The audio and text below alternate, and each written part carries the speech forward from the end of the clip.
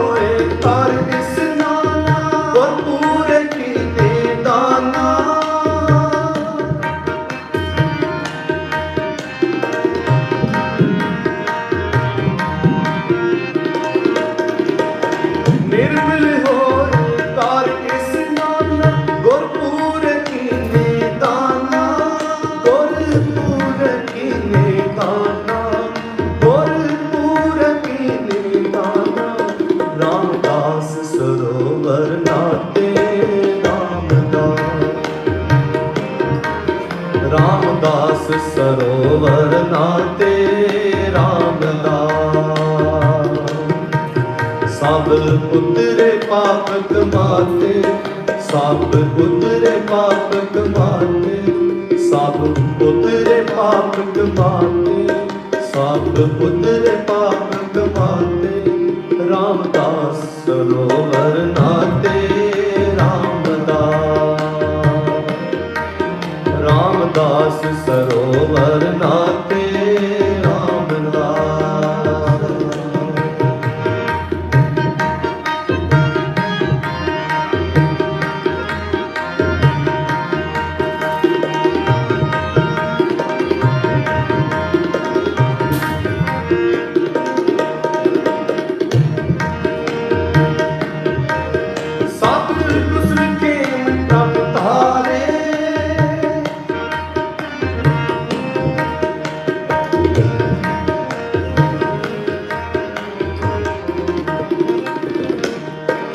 सब कुशल के प्रभुतारे, सही सलामत सब बारे,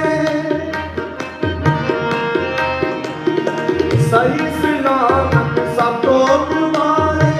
गुर का शब्द विचारे, गुर का शब्द विचारे, गुर का शब्द विचारे। रामदास सरोवर नाते, रामदास सरोवर नाते, रामदास। सब उतरे पाप कमाते, सब उतरे पाप कमाते, सब उतरे पाप कमाते, सब उतरे पाप कमाते। रामदास सरोवर नाते, रामदास सरोवर नाते, रामदास।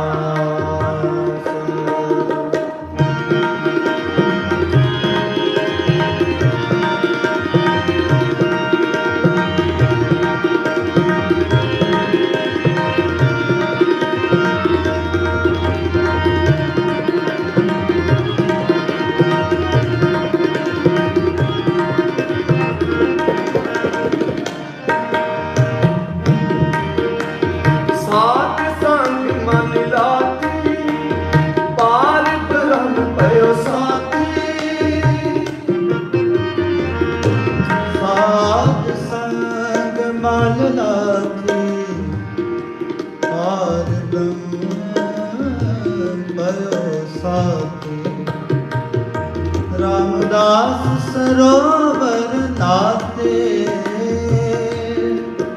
सब उतरे पाप कमाते। रामदास सरोवर निका, जो नावे सो कुल तरावे। हार हुआ है जी का अमृत सर सतगुर सतवानी जितना ते कौआ हर्ष हो है। साध संग मन लाथी पार करम भयो साथी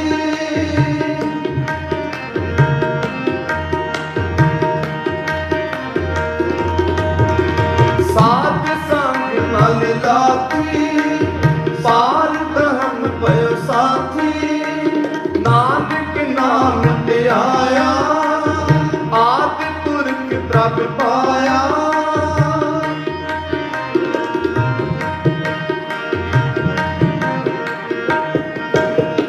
नानक नाम ते आया आदि पुरख प्रभ पाया। सब उतरे पाप कमाते उतरे पाप कमाते सब उतरे पाप कमाते सब उतरे पाप कमाते। रामदास सरोवर नाते रामदास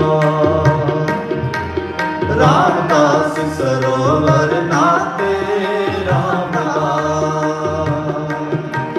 सब उतरे पाप कमाते सब उतरे पाप कमाते सब उतरे पाप कमाते सब उतरे पाप कमाते।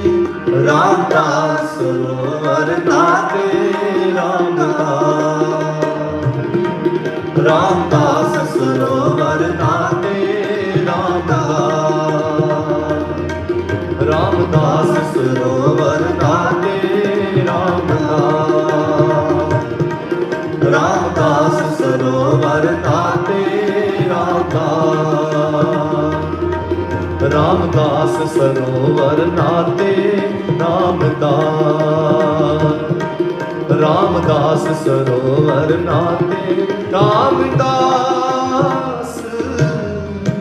आए गुरु।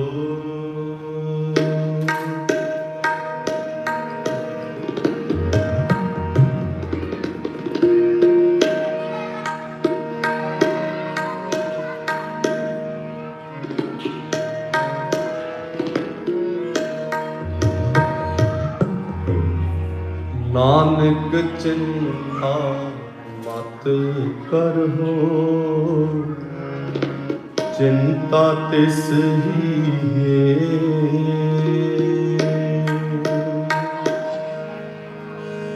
चिंता तिस ही है चिंता तिस ही है चिंता तिस ही है चिंता तिस ही है। नानक चिंता मत करहो चिंता तिस ही है। नानक चिंता मत करहो चिंता तिस ही है चिंता तिस ही है चिंता तिस ही है चिंता तिस ही है चिंता तिस ही है चिंता तिस ही है। नानक चिंता मत करहो चिंता तिस ही है। नानक चिंता मत करहो चिंता तिस ही है।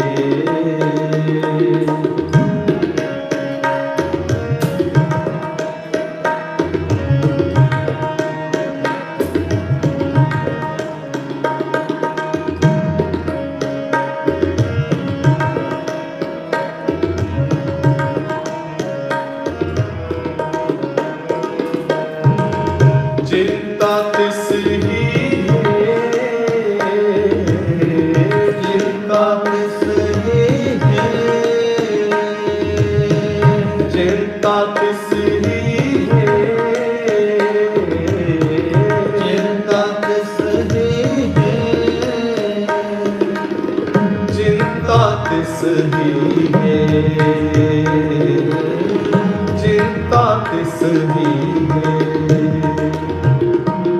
नानक चिंता मत करहो चिंता तिस ही नानक चिंता मत करहो चिंता तिस ही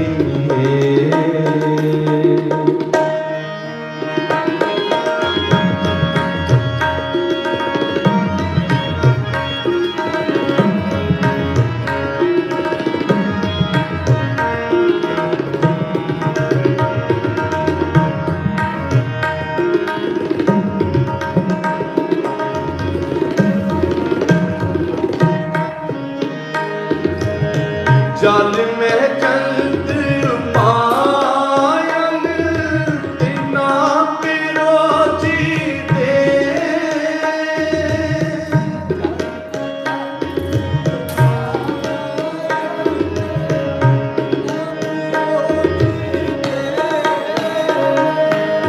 जल में चलत पायल तिना पिरोची दे ओथे हट ना चलई ना को किरस करे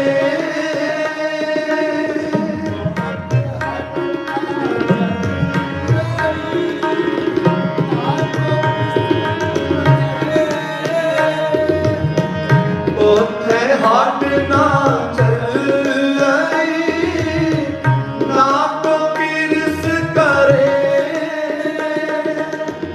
ना को किरस करे ना को किरस करे ना को किरस करे ना को किरस करे नानक चिंता मत करो चिंता तिस ही नानक चिंता मत करो चिंता तिस ही चिंता तिस ही चिंता तिस ही चिंता तिस ही चिंता तिस ही चिंता तिस ही चिंता तिस ही नानक चिंता मत करो चिंता तिस ही नानक चिंता मत करो चिंता तिस ही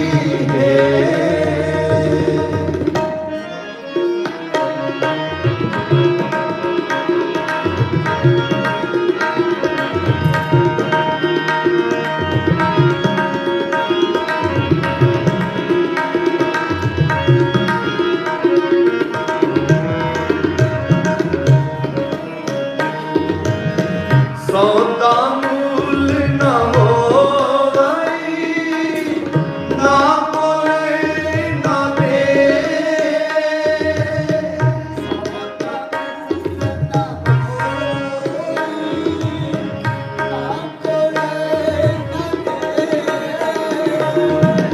सौदा मूल न होवई ना कोई ना दे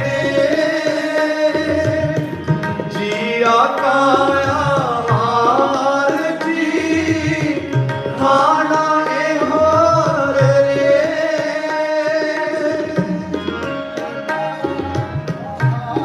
जिया काया हार जी खाना ए हो करे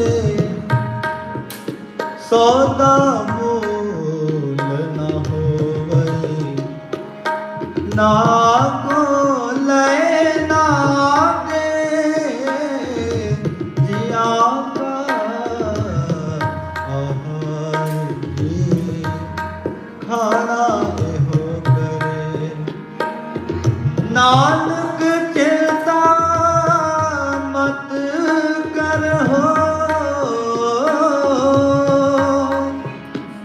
चिंता चिंता मत करहो, चिंता तिस ही है, चिंता तिस ही है।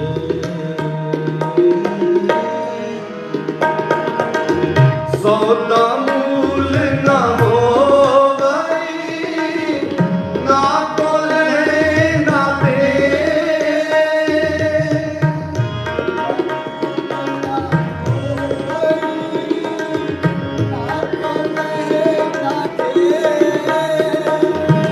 जिया काया हार जी, खाना एहो करे। जिया काया हार जी, खाना एहो करे। खाना एहो करे, खाना एहो करे। खाना एहो करे, खाना एहो करे। नानक चिंता मत करो, चिंता तिस ही है। नानक चिंता मत करो, चिंता तिस ही है। चिंता तिस ही है, चिंता तिस ही है। चिंता तिस ही है, चिंता तिस ही है। चिंता तिस ही है, चिंता तिस ही है। नानक चिंता मत करो, चिंता तिस ही है। नानक चिंता मत करो, चिंता तिस ही है।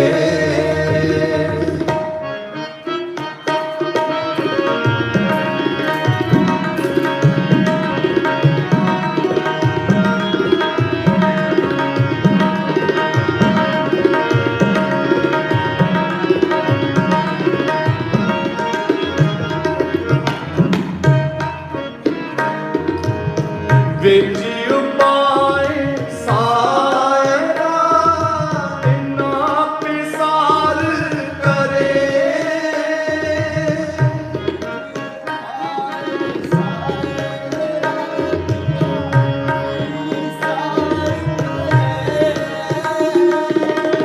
विच उपाय सायरा, बिना पिसार करे। नानक चिंता मत करो, चिंता तिस ही है।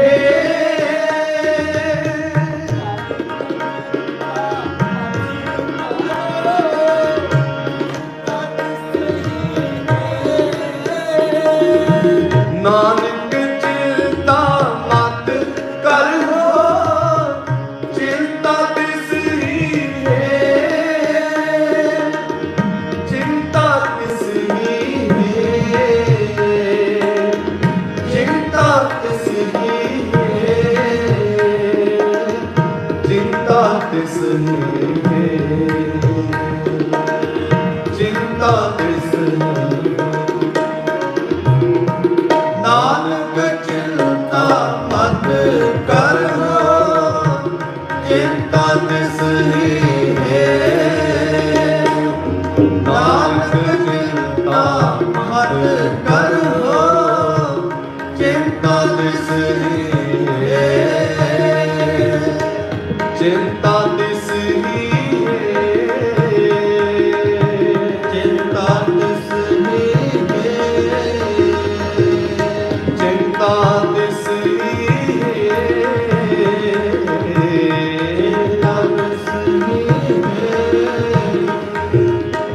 चिंता तिस ही है।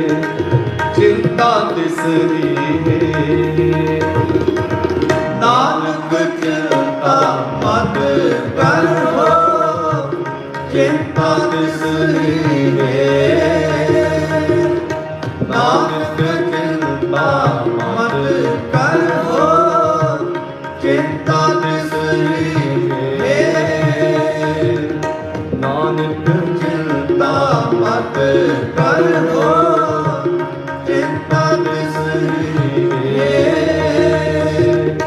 नानक चिंता मत करो चिंता तिसरी है।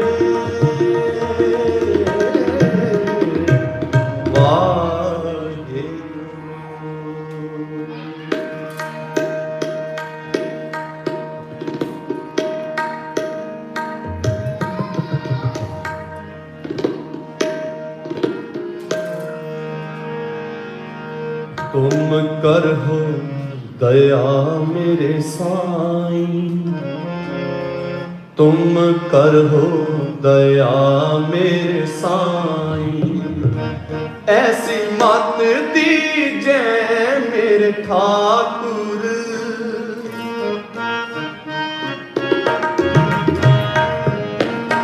ऐसी मत दीजे मेरे ठाकुर, सदा सदा तुध ध्याए,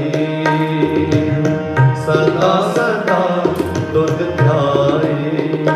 तुम करो दया मेरे साईं, तुम करो दया मेरे साईं जी, तुम करो दया मेरे साईं, तुम करो दया मेरे साईं, ऐसी मत दीजे मेरे ठाकुर, ऐसी मत दीजे मेरे ठाकुर, ऐसी मत दीजे मेरे ठाकुर, ऐसी मत दीजे मेरे ठाकुर, सदा सदा तुध ध्याए, सदा सदा तुध ध्याए। तुम करो दया मेरे साईं, तुम करो दया मेरे साईं, तुम करो दया मेरे साईं, तुम करो दया मेरे साईं।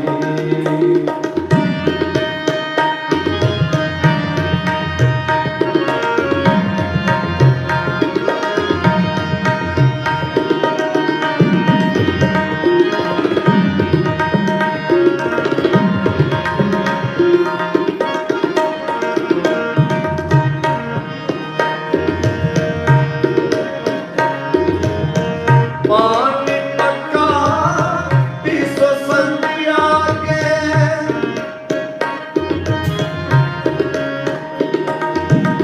पानी पक्का पीसो संधिया के, गुण गोविंद जस गाई,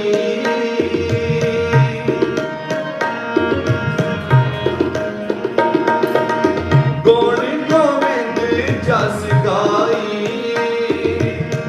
सास सास मार नाम समारे,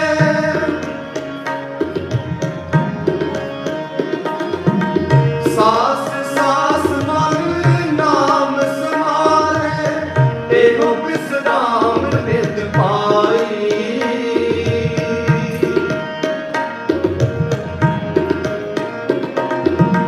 एहो विश्राम नित पाई, एहो विश्राम नित पाए, एहो विश्राम नित पाए।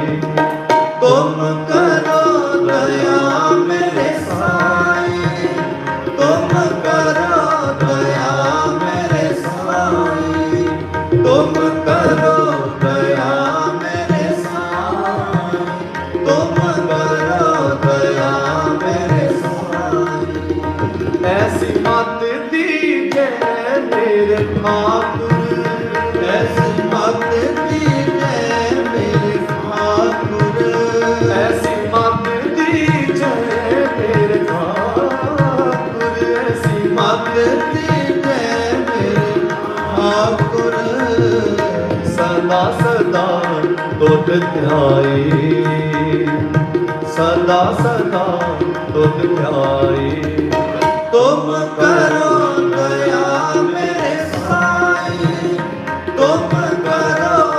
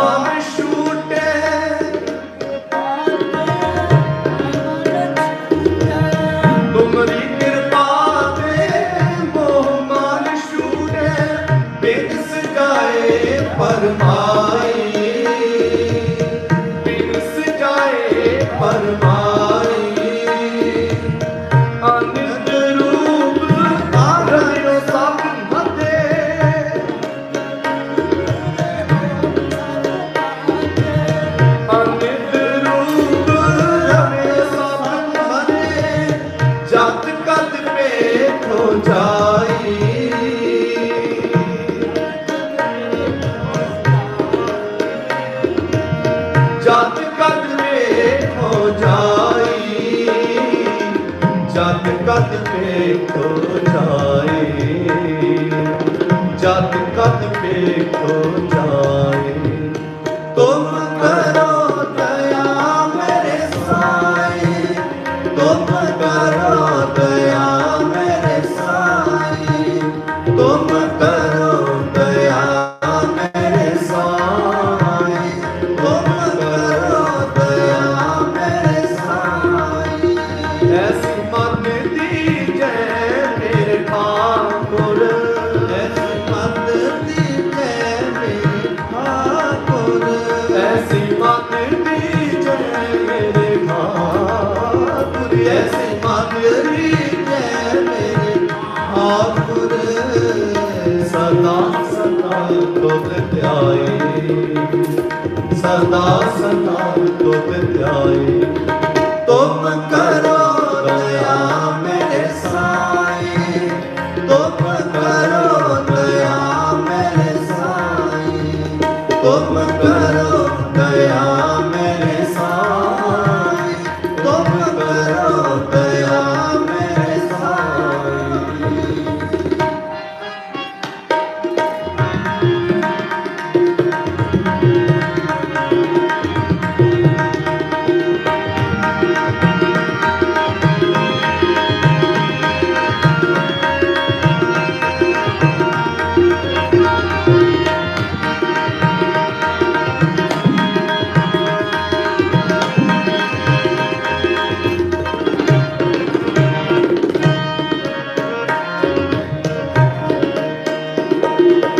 तुम कृपाल कृपाल निधि, तुम दयाल कृपाल कृपाल निधि, पतित पावन गोसाई, पतित पावन गोसाई, पतित पावन गोसाई, पतित पावन गोसाई।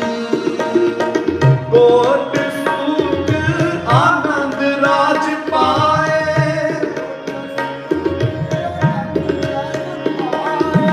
कोट सूख आनंद राज पाए, मुक्ति निमक बुलाए जी, मुक्ति निमक बुलाए, मुक्ति निमक बुलाए, मुक्ति निमक बुलाए। तुम करो दया मेरे साए, तुम करो दया मेरे साए जी, तुम करो दया मेरे साए, तुम करो दया मेरे साए। ऐसी मत दीजे मेरे ठाकुर, ऐसी मत दीजे मेरे ठाकुर, ऐसी मत दीजे मेरे ठाकुर, ऐसी मत दीजे मेरे ठाकुर। सदा सदा तुझ ध्याए, सदा सदा तुझ ध्याए, तुम करो दया मेरे साए, तुम करो दया मेरे साए जी, तुम करो दया मेरे साए, तुम करो दया मेरे साए।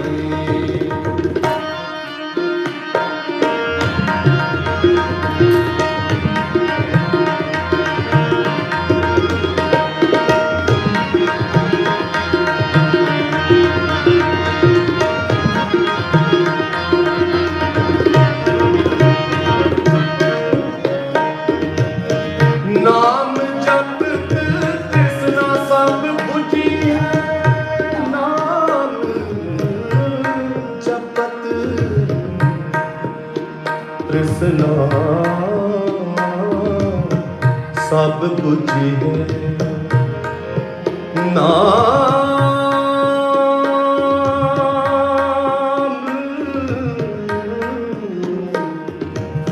जपत तृष्णा सब बुझिए,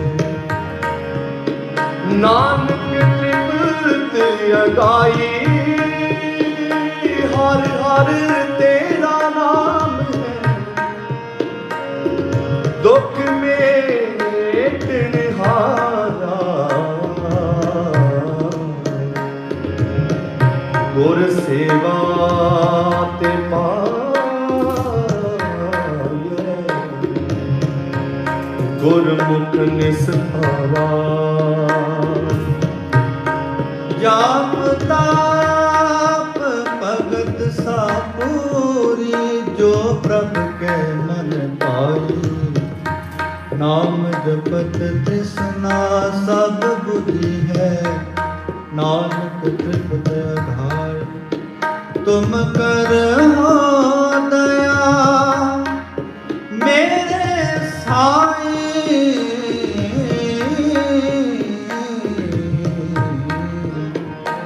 कृपा नित बसो हृदय हर नीत।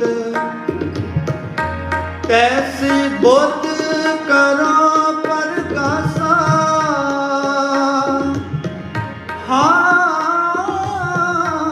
लागे प्रभ संग प्रीत, लागे प्रभ संग प्रीत। तुम करो दया मेरे साईं। जाप ताप भगत सापूरी,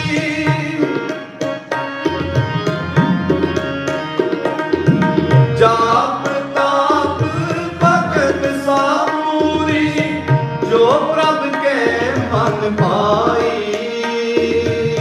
जो प्रभु के मन पाई, नाम जपत तृष्णा सब बुझी है।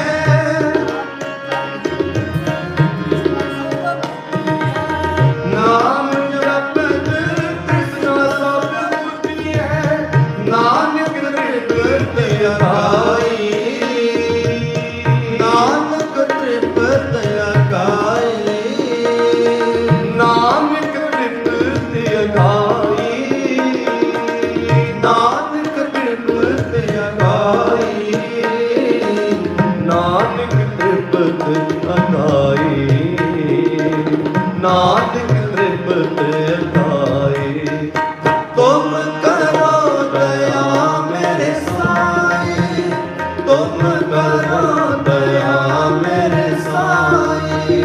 तुम करो दया मेरे साईं, तुम करो दया मेरे साईं।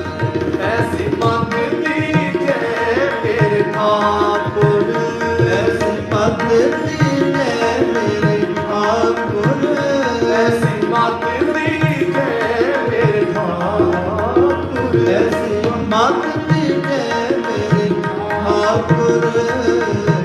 सदा सदा तुझ ध्याई, सदा सदा तुझ ध्याई। सदा सदा तुझ ध्याई, सदा सदा तुझ ध्याई। सदा सदा तुझ ध्याई, सदा सदा तुझ ध्याई। सदा सदा तुझ ध्याई, सदा सदा तुझ ध्याई। तुम करो दया मेरे साईं, तुम करो दया मेरे साईं। तुम करो दया मेरे साईं, तुम करो दया मेरे साईं। तुम करो दया मेरे साईं, तुम करो दया मेरे साईं। तुम करो दया मेरे साईं, तुम करो दया मेरे साईं।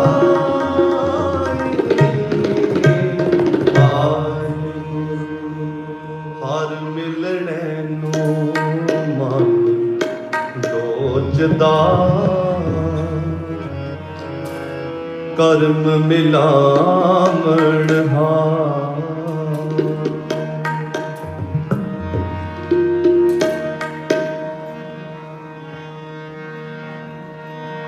कर्म मिलावन हार, हर मिलने ना मान लोचदा, हर मिलने नो मन लोचदा, मन लोचदा। हर मिलने नो मन लोचदा, कर्म मिलावण हार।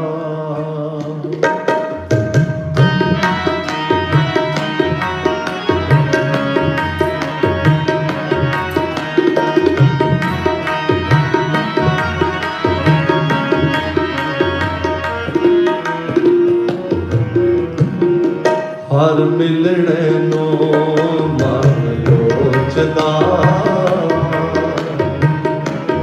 कर्म मिलावण हार। जिन सकिए प्राप्त पाया, तिनके सब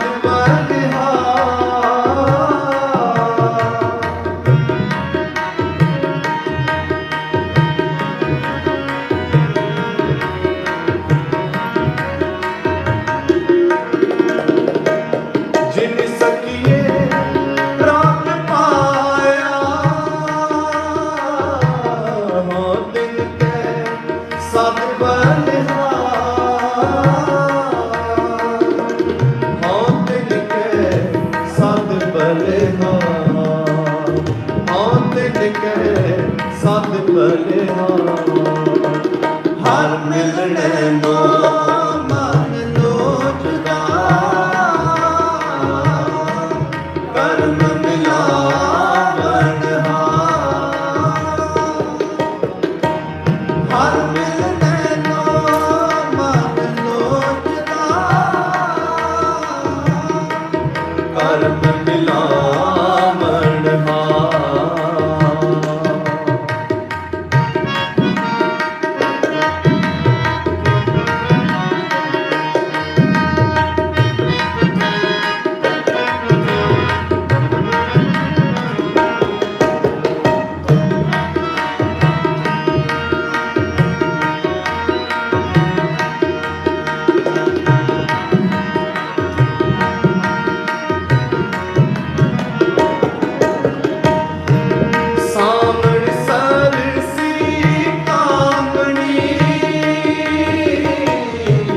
चरण कमल स्यो प्यार, सामण सरसी कामणी।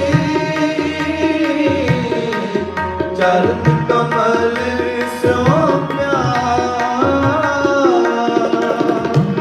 मन तन रता सच रंग। एको नाम अदा,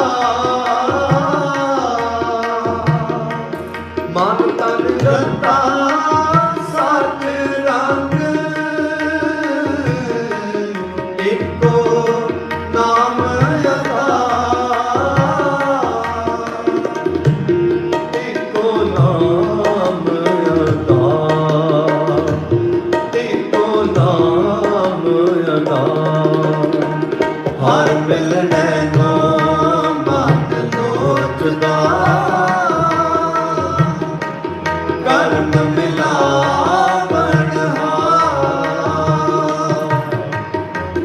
हर मिलने नो मन लोचदा, कर्म मिलावन हार।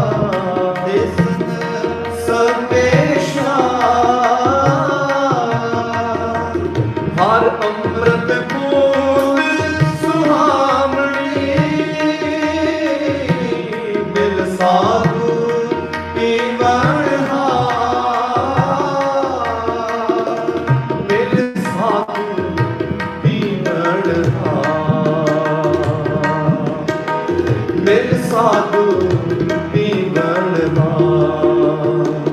ਹਰ ਮਿਲਨੇ ਨੋ ਮਤ ਲੋਚਦਾ ਕਰਮ ਮਿਲਾਵਣ ਹਾਰ।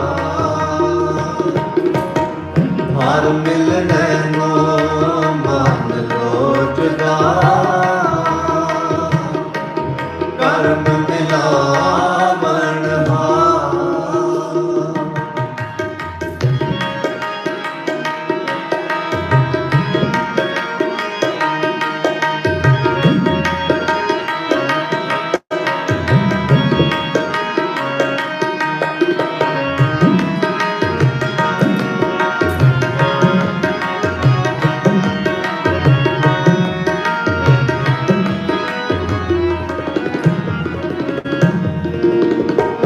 ਮਨ ਤਿਨ ਪ੍ਰਭ ਸੰਗ ਮੋਲਿਆ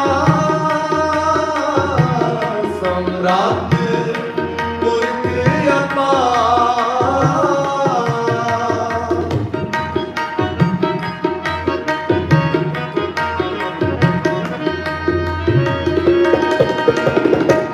ਮਨ ਤਿਨ ਪ੍ਰਭ ਸੰਗ ਮੋਲਿਆ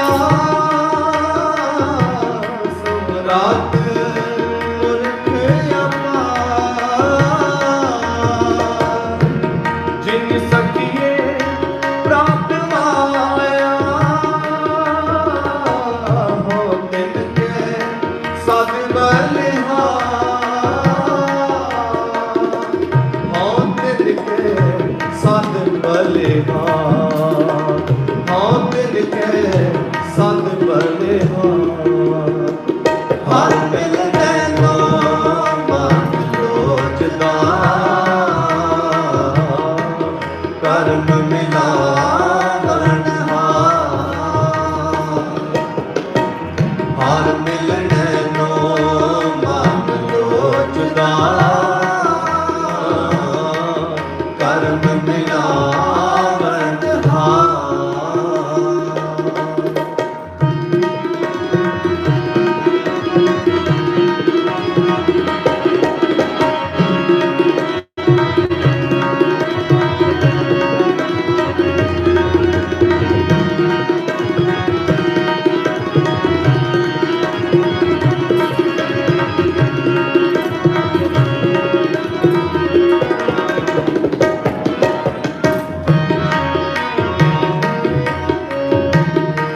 ਨਾਨਕ ਹਰ ਜੀ ਪਿਆ ਕਰ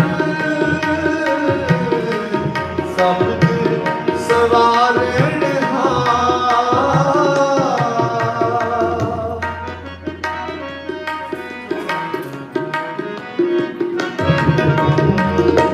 ਨਾਨਕ ਹਰ ਜੀ ਪਿਆ ਕਰ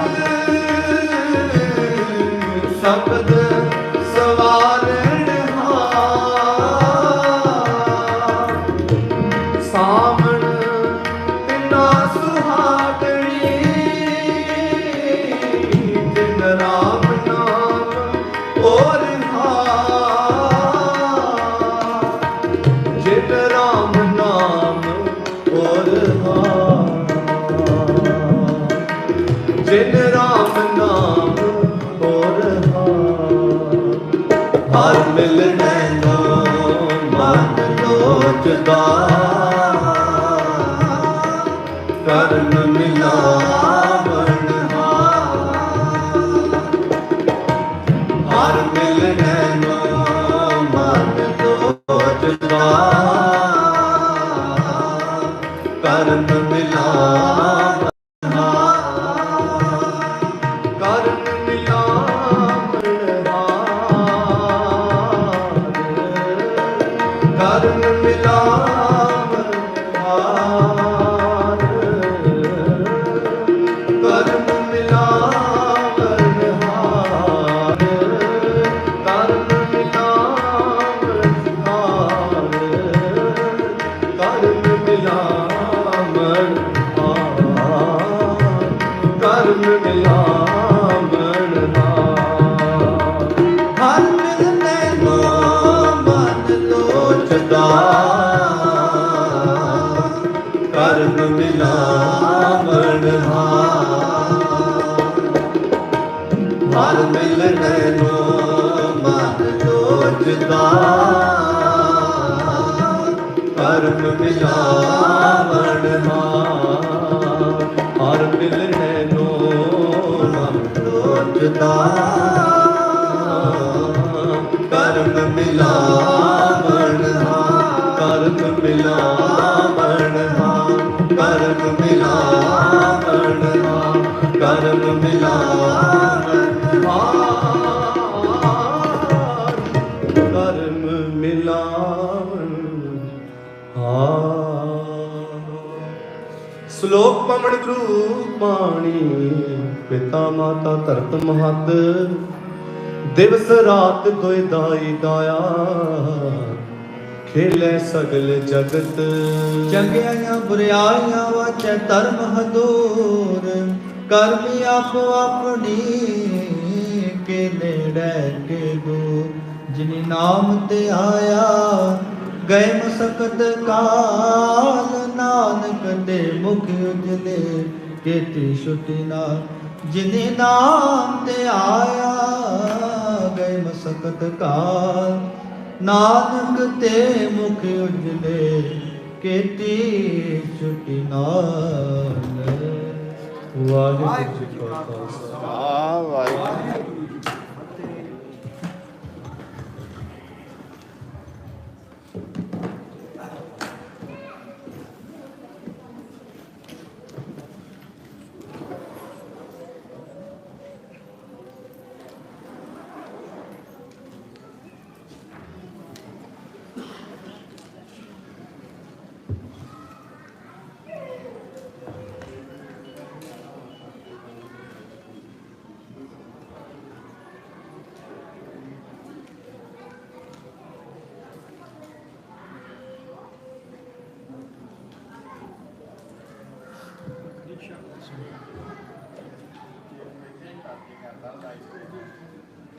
ਸਤਨਾਮ ਸ੍ਰੀ ਵਾਹਿਗੁਰੂ ਸਾਹਿਬ ਜੀ। ਤੋ ਸੋ ਨਾਥ ਅਨਾਥ ਨਮੋ ਸਰ। ਤੋ ਸੋ ਨਾਦਾਨੀ ਨਾਮੋ ਸੋ ਭਿਖਾਰੀ। ਮੋ ਸੋ ਨਾ ਦੀਨ ਦਇਆਲ ਨਾ ਤੋ ਸਾਰ। ਮੋ ਸੋ ਅਗਿਆਨ ਨਾ ਤੋ ਸੋ ਵਿਚਾਰੀ। ਮੋ ਸੋ ਨਾ ਪਤਿਤ ਨਾ ਪਾਵਨ ਤੋ ਸਾਰ। ਮੋ ਸੋ ਬੇਕਾਰੀ ਨਾ ਤੋ ਸੋ ਉਪਕਾਰੀ। ਮੇਰੇ ਹੈ ਅਵਗੁਣ ਤੂ ਗੁਣ ਸਾਗਰ। ਜਾਤ ਰਸਤਲ ਓਟ ਤਿਹਾਰੀ। ਤੇਰੇ ਕਵਣ ਕਵਣ ਗੁਣ ਕਹਿ ਕਹਿ ਗਾਵਾਂ।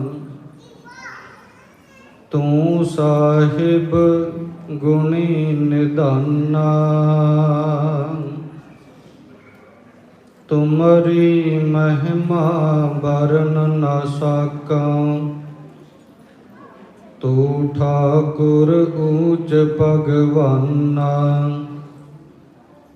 ਕਿਰਪਾ ਕਰਹੁ ਦੀਨ ਕੇ ਦਾਤੇ। ਮੇਰਾ ਗੁਣ ਅਵਗਣ ਨਾ ਵਿਚਾਰਹੁ ਕੋਈ। ਮਾਟੀ ਕਾ ਕਿਆ ਧੋਪੈ ਸੁਆਮੀ। ਮਾਟੀ ਕਾ ਕਿਆ ਧੋਪੈ ਸੁਆਮੀ। ਮਾਨਸ ਕੀ ਗਤ ਏਹੀ, ਡੰਡਾਉਤ ਬੰਧਨ ਅਨਕ ਬਾਰ। ਸਰਬ ਕਲਾ ਸਮਰੱਥ, ਡੋਲਨ ਤੇ ਰਾਖਹੁ ਪ੍ਰਭੂ। ਨਾਨਕ ਦੇ ਕਰ ਹੱਥ, ਡੋਲਨ ਤੇ ਰਾਖਹੁ ਪ੍ਰਭੂ। ਨਾਨਕ ਦੇ ਕਰ ਹੱਥ। ਪਰਮ ਸਨਮਾਨਯੋਗ ਜੁਗੋ ਜੁਗ ਅਟਲ ਛਤਰ ਚਾਵਰ ਤਖਤ ਦੇ ਮਾਲਕ ਸਾਹਿਬ ਸ੍ਰੀ ਗੁਰੂ ਗ੍ਰੰਥ ਸਾਹਿਬ ਜੀ, ਤਿਨਾਂ ਦੀ ਪਾਵਨ ਪਵਿੱਤਰ ਹਜ਼ੂਰੀ ਅੰਦਰ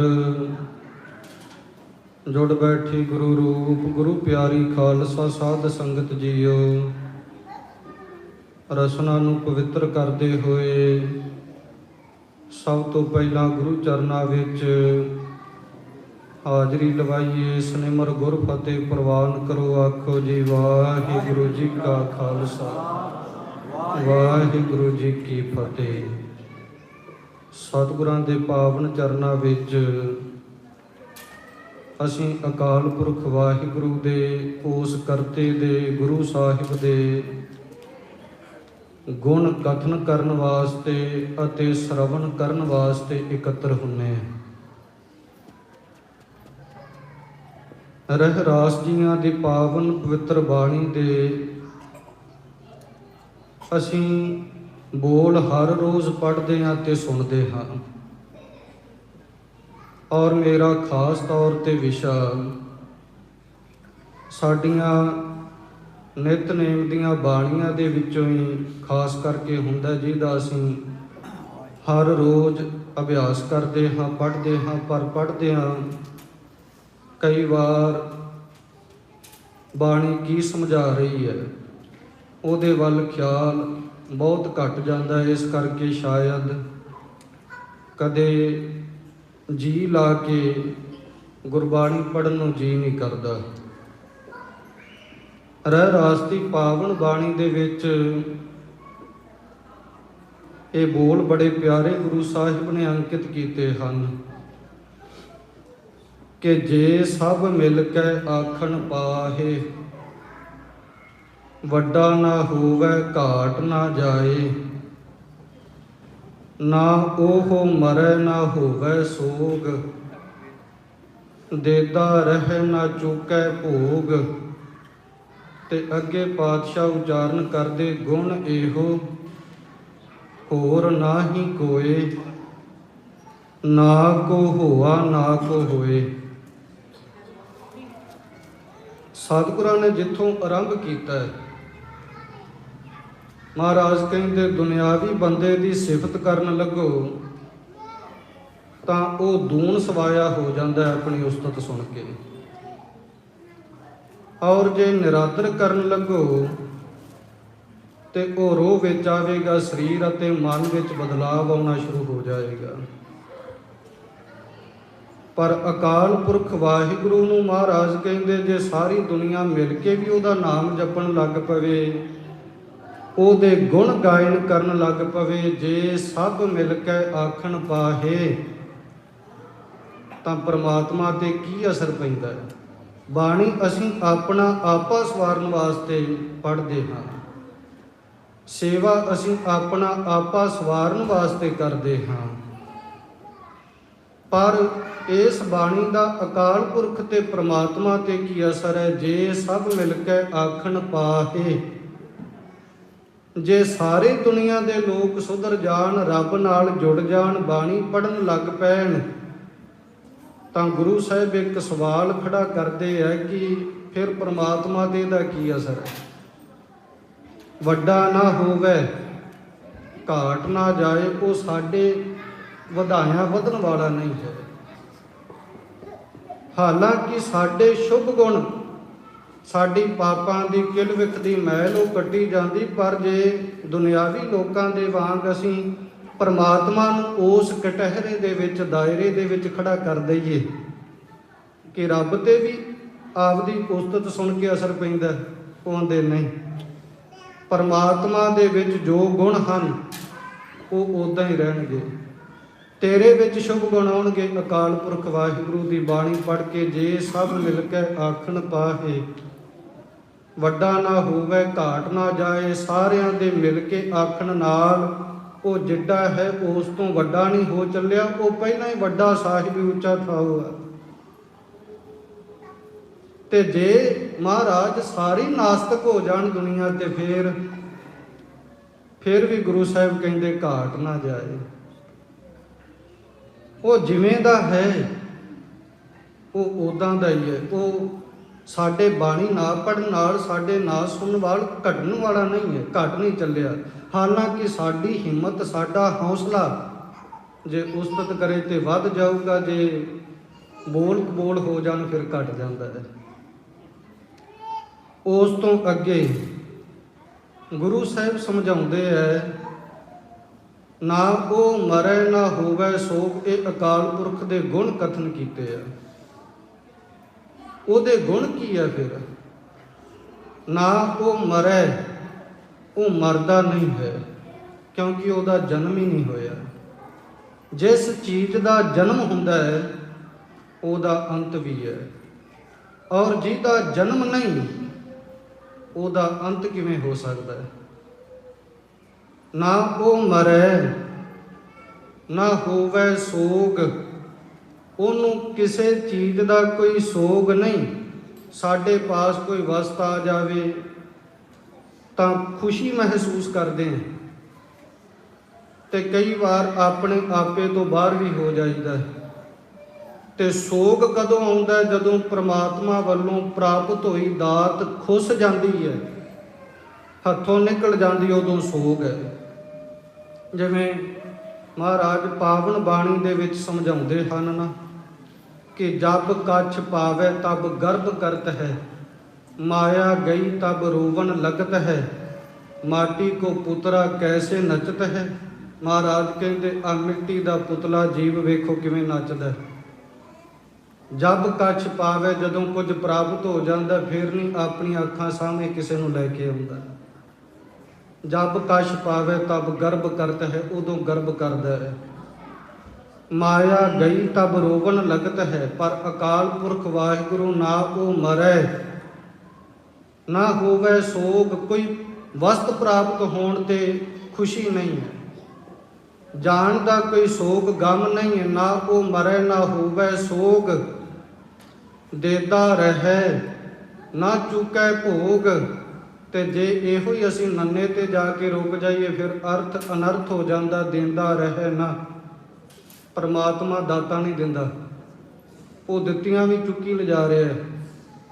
ਦੇਦਾ ਰਹੈ ਨਾ ਚੁਕੈ ਭੋਗ। ਉਹ ਜੁਗਾਂ ਜੁਗਾਂਤਰਾਂ ਤੋਂ ਸੰਸਾਰ ਦੇ ਤਮਾਮ 84 ਲੱਖ ਜੀਵਾਂ ਨੂੰ ਦਾਤਾਂ ਵੰਡ ਰਿਹਾ। ਨਾ ਚੁਕੈ ਭੋਗ, ਉਹ ਨਾਸਤਕਾਂ ਦੇ ਕੋਲੋਂ, ਮਨਮੁਖਾਂ ਦੇ ਕੋਲੋਂ ਵੀ ਭੋਗ ਪਦਾਰਥ ਚੁੱਕਦਾ ਨਹੀਂ, ਖੋਹਦਾ ਨਹੀਂ। ਤੇ ਅੱਗੇ ਜਾ ਕੇ ਮਹਾਰਾਜ ਚੇਤੇ ਕਰਾਉਂਦੇ, ਜੇ ਕੋਈ ਪੁੱਛੇ ਵੀ ਰੱਬ ਨਾਸਤਕਾਂ ਦੇ ਨਾਲ, ਬੇਮੁਖਾਂ ਨਾਲ ਮਾੜੀ ਕਿਉਂ ਕਰਦਾ ਹੈ, ਤੇ ਜਿਹੜੀਆਂ ਅਗਲੀਆਂ ਦੋ ਤੁਕਾਂ ਨੇ ਉਹਦੇ ਵਿੱਚ ਸਤਿਗੁਰੂ ਪਾਤਸ਼ਾਹ ਸਮਝਾਉਂਦੇ, ਉਹ ਇਸ ਕਰਕੇ ਕਿਉਂਕਿ ਗੁਣ ਇਹੋ ਹੋਰ ਨਾਹੀ ਕੋਏ, ਨਾ ਕੋ ਹੋਆ ਨਾ ਕੋ ਹੋਏ। ਇਹੋ ਹੀ ਤੇ ਰੱਬ ਦਾ ਵਡੱਪਨ ਹੈ ਨਾ। ਆਮ ਤੌਰ ਤੇ ਅਸੀਂ ਪੜ੍ਹਦੇ ਹਾਂ, ਸ਼ਾਇਦ ਇਹ ਭੁਲੇਖੇ ਵਿੱਚ ਪੈ ਜਾਂਦੇ ਵੀ ਆ ਜਿੰਨੇ ਕੁੱਤੇ ਮਹਾਰਾਜ ਨੇ ਗਿਣਾਤੇ ਰੱਬ ਦੇ ਇਹੋ ਹੀ ਗੁਣ। ਇਹਦਾ ਅਰਥ ਇਹ ਵੀ ਬਣ ਜਾਂਦਾ ਨਾ, ਗੁਣ ਇਹੋ ਹੋਰ ਨਾ ਹੀ ਕੋਏ, ਵੀ ਪ੍ਰਮਾਤਮਾ ਦੇ ਇਹੋ ਹੀ ਗੁਣ ਆ, ਹੋਰ ਨਹੀਂ ਹੈਗਾ ਕੋਈ ਵੀ। ਪਰ ਇਹਦਾ ਅਰਥ ਸਤਿਗੁਰਾਂ ਨੇ ਰੱਖਿਆ ਗੁਣ ਇਹੋ ਜਿਹੜੇ ਉੱਪਰ ਗਿਣਾਏ ਆ। ਏਦਾਂ ਦੇ ਗੁਣ ਮਹਾਰਾਜ ਕਹਿੰਦੇ ਰੱਬ ਨੂੰ ਛੱਡ ਕੇ ਕਿਸੇ ਹੋਰ ਵਿੱਚ ਹੈ। ਗੁਣ ਇਹੋ ਜਿਹੜੇ ਇਹ ਗੁਣ ਆ ਉੱਪਰ ਗਿਣਾ ਦਿੱਤੇ, ਹੋਰ ਨਾ ਹੀ ਕੋਏ। ਏਦਾਂ ਦੇ ਗੁਣਾਂ ਵਾਲਾ ਸੰਸਾਰ ਵਿੱਚ ਹੋਰ ਕੋਈ ਨਹੀਂ ਹੈ। ਗੁਣ ਇਹੋ ਹੋਰ ਨਾ ਹੀ ਕੋਏ। ਮਹਾਰਾਜ ਅੱਗੇ ਨਾ ਕੋ ਹੋਆ ਨਾ ਕੋ ਹੋਏ, ਨਾ ਕੋਈ ਹੋਇਆ ਤੇ ਨਾ ਕੋਈ ਹੋਵੇਗਾ। ਇਹ ਅਕਾਲ ਪੁਰਖ ਦੇ ਗੁਣ ਹੈ। ਇਹ ਵਿਚਾਰ ਤਾਂ ਹੀ ਅੱਜ ਅੰਮ੍ਰਿਤ ਵੇਲੇ ਦਾ ਮੁੱਖ ਵਾਕ ਸੀ, ਆਪੇ ਕੰਡਾ ਆਪ ਤਰਾਜੀ, ਪ੍ਰਭ ਆਪੇ ਤੋਲ ਤੋਂ ਲਾਇਆ। ਤੇ ਉਹਦੇ ਵਿੱਚ ਸਤਿਗੁਰਾਂ ਨੇ ਅੱਗੇ ਜਾ ਕੇ ਇੱਕ ਸ਼ਬਦ ਰੱਖਿਆ, ਆਪੇ ਕਾਸ਼ਟ ਆਪ ਅਰ ਪਿਆਰਾ, ਵਿੱਚ ਕਾਸ਼ਟ ਅਗਨ ਰਖਾਇਆ। ਪਰਮਾਤਮਾ ਦੇ ਗੁਣ ਅਕਾਲ ਪੁਰਖ ਵਾਹਿਗੁਰੂ ਹਰੇਕ ਜ਼ਰੇ ਜ਼ਰੇ ਦੇ ਵਿੱਚ ਸਮਾਇਆ। ਉਹ ਕਾਸ਼ਟ ਲੱਕੜ ਰੂਪ ਵੀ ਆਪ ਹੈ। ਤੇ ਅੱਗ ਕਿੱਥੋਂ ਪ੍ਰਗਟ ਹੁੰਦੀ ਹੈ? ਲੱਕੜ ਤੋਂ।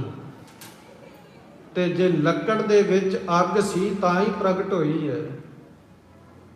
ਪਰ ਉਹ ਲੱਕੜ ਜਿੰਨਾ ਚਿਰ ਅਕਾਲ ਪੁਰਖ ਦੇ ਭੈ ਵਿੱਚ ਹੈ, ਉਦਾਂ ਤੇ ਜਿਵੇਂ ਜਿਵੇਂ ਦਰਖਤ ਵੱਡੇ ਹੋਣ, ਆਪਣੇ ਆਪ ਹੀ ਲੱਕੜਾਂ ਨੂੰ ਅੱਗ ਲੱਗੀ ਜਾਵੇ, ਦੁਨੀਆ ਤਬਾਹ ਹੋ ਜੇ, ਨਹੀਂ।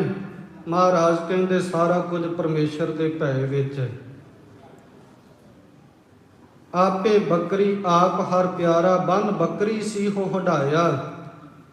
ਫਿਰ ਮਹਾਰਾਜ ਅੱਗੇ ਫਰਮਾਉਂਦੇ ਹਨ, ਅਕਾਲ ਪੁਰਖ ਵਾਹਿਗੁਰੂ ਦੇ ਇਹ ਗੁਣ ਆ, ਇਹ ਸਮਰੱਥਾ ਹੈ ਕਿ ਉਹ ਚਾਹਵੇ ਤਾਂ ਵੈਸੇ ਤੇ ਬੱਕਰੀ ਜਿਹੜੀ ਹੈ ਉਹ ਜੀਵ ਦੇ ਵਿੱਚ ਕਾਇਰਪੁਣਾ ਕਹਿ ਲਓ, ਦਇਆਪੁਣਾ ਕਹਿ ਲਓ, ਪਰ ਦੂਜੇ ਪਾਸੇ ਸ਼ੇਰ ਜਿਹੜਾ ਮਾਸਾਹਾਰੀ ਹੈ, ਬੱਕਰੀ ਨੂੰ ਖਾਣ ਦੀ ਸਮਰੱਥਾ ਰੱਖਦਾ ਹੈ। ਪਰ ਸਤਿਗੁਰੂ ਮਹਾਰਾਜ ਅੱਜ ਦੇ ਮੁੱਖ ਵਾਕ ਵਿੱਚ ਰੱਬ ਦੇ ਗੁਣ ਕਥਨ ਕਰਦੇ ਦੱਸਦੇ ਨਹੀਂ। ਪਰਮਾਤਮਾ ਦੇ ਇਹ ਗੁਣ ਆ, ਉਹ ਚਾਹਵੇ ਬੰਨ ਬੱਕਰੀ ਸੀਹੋ ਹਢਾਇਆ, ਤਾਂ ਉਹ ਸੀਹੋ ਸ਼ੇਰ ਦੇ ਪਾਸੋਂ ਬੱਕਰੀ ਨੂੰ ਘਾਹ ਚਰਾਉਣ ਲਾ ਸਕਦਾ ਹੈ। ਸ਼ੇਰ ਰਖਵਾਲੀ ਕਰਕੇ ਬੱਕਰੀ ਨੂੰ ਆਪਣੀ ਨਿਗਰਾਨੀ ਹੇਠ ਘਾਹ ਚਰਨ ਤੇ ਲਾ ਸਕਦਾ ਹੈ। ਇਹ ਅਕਾਲ ਪੁਰਖ ਵਾਹਿਗੁਰੂ ਦੇ ਗੁਣ ਆ। ਤੇ ਇਹਦਾ ਭਾਵ ਕੀ ਹੈ? ਉਥੋਂ ਫਿਰ ਗੁਰੂ ਨਾਨਕ ਸਾਹਿਬ ਜੀਆਂ ਦਾ ਇੱਕ ਪਿਆਰਾ ਸ਼ਬਦ ਸਨਮੁਖ ਆਇਆ। ਆਮ ਤੌਰ ਤੇ ਗੁਰੂ ਗ੍ਰੰਥ ਸਾਹਿਬ ਦੀ ਪਾਵਨ ਬਾਣੀ ਇੱਕ ਓੰਕਾਰ ਮੂਲ ਮੰਤਰ ਤੋਂ ਜਪਜੀ ਸਾਹਿਬ ਤੋਂ ਆਰੰਭ ਹੁੰਦੀ ਹੈ। ਪਰ ਤੁਸੀਂ ਜਾਣਦੇ ਹੋ ਕਿ ਸੰਸਾਰ ਵਿੱਚ ਅਵਤਾਰ ਧਾਰਨ ਕਰਕੇ ਗੁਰੂ ਨਾਨਕ ਸਾਹਿਬ ਸੱਚੇ ਪਾਤਸ਼ਾਹ ਨੇ ਸਭ ਤੋਂ ਪਹਿਲਾ ਸ਼ਬਦ ਕਿਹੜਾ ਉਚਾਰਨ ਕੀਤਾ ਸੀ? ਸੰਸਾਰ ਦੇ ਅੰਦਰ ਗੁਰੂ ਨਾਨਕ ਸਾਹਿਬ ਦੀ ਰਸਨਾ ਤੋਂ ਗੁਰਬਾਣੀ ਦਾ ਪਹਿਲਾ ਕਿਹੜਾ ਸ਼ਬਦ, ਪਹਿਲਾ ਕਿਹੜਾ ਅੱਖਰ ਮਹਾਰਾਜ ਨੇ ਉਚਾਰਿਆ ਸੀ? ਵੈਸੇ ਤੇ ਬਾਣੀ ਇੱਕ ਓੰਕਾਰ ਤੋਂ ਆਰੰਭ ਹੁੰਦੀ ਹੈ, ਪਰ ਜਿਹੜਾ ਮੂਲ ਮੰਤਰ ਹੈ, ਤੇ ਸਤਿਗੁਰੂ ਜਦੋਂ ਸੁਲਤਾਨਪੁਰ ਸਾਹਿਬ ਗਏ ਸੀ, ਵੇਈ ਨਦੀ ਵਿੱਚ ਇਸ਼ਨਾਨ ਕਰਨ ਤੋਂ ਬਾਅਦ ਜਦੋਂ ਮਹਾਰਾਜ ਪ੍ਰਗਟ ਹੋਏ, ਅਕਾਲ ਪੁਰਖ ਦਾ ਬਖਸ਼ਿਆ ਸੰਦੇਸ਼ ਮੂਲ ਮੰਤਰ ਦੇ ਰੂਪ ਵਿੱਚ ਪ੍ਰਚਾਰਿਆ। ਪਰ ਉਸ ਤੋਂ ਪਹਿਲਾਂ ਧੰਨ ਗੁਰੂ ਨਾਨਕ ਸਾਹਿਬ ਸੱਚੇ ਪਾਤਸ਼ਾਹ ਦੀ ਰਸਨਾ ਤੋਂ ਜਿਹੜਾ ਪਹਿਲਾ ਬੋਲ ਨਿਕਲਿਆ ਸੀ ਨਾ, ਉਹ ਧਰਮ ਦਾ ਮੂਲ ਬਣ ਗਿਆ, ਧਰਮ ਦਾ ਮੁੱਢ ਬਣ ਗਿਆ। ਉਹ ਸ਼ਬਦ ਮਹਾਰਾਜ ਨੇ ਉਚਾਰਨ ਕੀਤਾ ਸੀ, ਪੰਡਤ ਹਰਦਿਆਲ ਦੇ ਪਰਥਾਏ ਜਨੇਊ ਪਾਉਣ ਲੱਗੇ। ਤੇ ਉਹ ਸ਼ਬਦ ਸ੍ਰੀ ਰਾਗ ਦੇ ਅੰਦਰ ਦਇਆ ਕਪਾਹ ਸੰਤੋਖ ਸੂਤ ਜਤ ਗੰਢੀ ਸਤ ਵਟ, ਇਹ ਪਹਿਲਾ ਸ਼ਬਦ ਗੁਰੂ ਨਾਨਕ ਸਾਹਿਬ ਦੀ ਰਸਨਾ ਤੋਂ ਮਹਾਰਾਜ ਨੇ ਉਚਾਰਨ ਕੀਤਾ ਸੀ, ਸਭ ਤੋਂ ਪਹਿਲਾ ਗੁਰਬਾਣੀ ਦਾ ਸ਼ਬਦ। ਤੇ ਉਸ ਸ਼ਬਦ ਦਾ ਪਹਿਲਾ ਅੱਖਰ ਉਹ ਦਇਆ ਹੈ। ਤੇ ਇੱਥੋਂ ਗੁਰੂ ਨਾਨਕ ਸਾਹਿਬ ਪਾਤਸ਼ਾਹ ਮਹਾਰਾਜ ਨੇ ਨਾਲੇ ਧਰਮ ਦੀ ਨੀਂਹ ਰੱਖ ਦਿੱਤੀ। ਉਹ ਦਇਆ ਸ਼ਬਦ ਹੀ ਮਹਾਰਾਜ ਕਹਿੰਦੇ, ਜਿਹੜੇ ਧਰਮ ਦੇ ਵਿੱਚੋਂ ਦਇਆ ਨੂੰ ਕੱਢ ਦਈਏ ਤੇ ਉਹ ਮਹਾਰਾਜ ਕਹਿੰਦੇ ਧਰਮ ਹੋ ਹੀ ਨਹੀਂ ਸਕਦਾ। ਮਹਾਰਾਜ ਨੇ ਜਿਹੜਾ ਸਿੱਖ ਪੰਥ ਹੈ ਨਾ, ਇਹਦੀ ਨੀਂਹ ਜੇ ਕਰਕੇ ਉਸਾਰੀ ਆ, ਤੇ ਉਹ ਦਇਆ ਤੋਂ ਉਸਾਰਨਾ ਕੀਤੀ। ਦਇਆ ਕਪਾਹ ਸੰਤੋਖ ਸੂਤ ਜਤ ਗੰਢੀ ਸਤ ਵਟ। ਤੇ ਬੜੀ ਕਮਾਲ ਦੀ ਗੱਲ ਹੈ, ਇਸ ਵਿਸ਼ੇ ਉੱਪਰ ਵਿਚਾਰ ਕਰਦਿਆਂ ਗੁਰੂ ਸਾਹਿਬਾਨਾਂ ਦੇ ਗੁਣ ਆਪਸ ਵਿੱਚ ਕਿੰਨੇ ਮਿਲਦੇ ਆ। ਉਹ ਕਿਵੇਂ? ਗੁਰੂ ਨਾਨਕ ਸਾਹਿਬ ਮਹਾਰਾਜ ਸ਼ਬਦ ਦੀ ਨੀਂਹ ਉਸਾਰਦੇ ਪਏ ਆ ਦਇਆ ਤੋਂ, ਤੇ ਕਲਗੀਧਰ ਪਾਤਸ਼ਾਹ ਮਹਾਰਾਜ ਪੰਥ ਦੀ ਨੀਂਹ ਰੱਖਦੇ ਪਏ ਕਿਹਦੇ ਤੋਂ? ਦਇਆ ਤੋਂ। ਗੁਰੂ ਨਾਨਕ ਸਾਹਿਬ ਮਹਾਰਾਜ ਧਰਮ ਦੀ ਨੀਂਹ ਕਹਿ ਲਓ ਵੀ ਦਇਆ ਤੋਂ ਰੱਖ ਰਹੇ ਆ, ਤੇ ਕਲਗੀਧਰ ਪਾਤਸ਼ਾਹ ਪੰਥ ਦੀ ਨੀਂਹ ਦਇਆ ਤੋਂ ਰੱਖਦੇ ਪਏ। ਜਿਹੜਾ ਬੋਲ ਗੁਰੂ ਨਾਨਕ ਸਾਹਿਬ ਨੇ ਪਹਿਲੀ ਵਾਰ ਉਚਾਰਨ ਕੀਤਾ, ਦਸਮ ਪਾਤਸ਼ਾਹ ਨੇ ਅਮਲੀ ਜਾਮਾ ਪਹਿਨਾਇਆ। ਗੁਰੂ ਨਾਨਕ ਸਾਹਿਬ ਮਹਾਰਾਜ ਦਇਆ ਸ਼ਬਦ ਪਹਿਲਾਂ ਉਚਾਰਦੇ ਆ ਔਰ ਕਲਗੀਧਰ ਪਾਤਸ਼ਾਹ ਦੇ ਪੰਥ ਸਾਜਣ ਲੱਗੇ ਹਨ।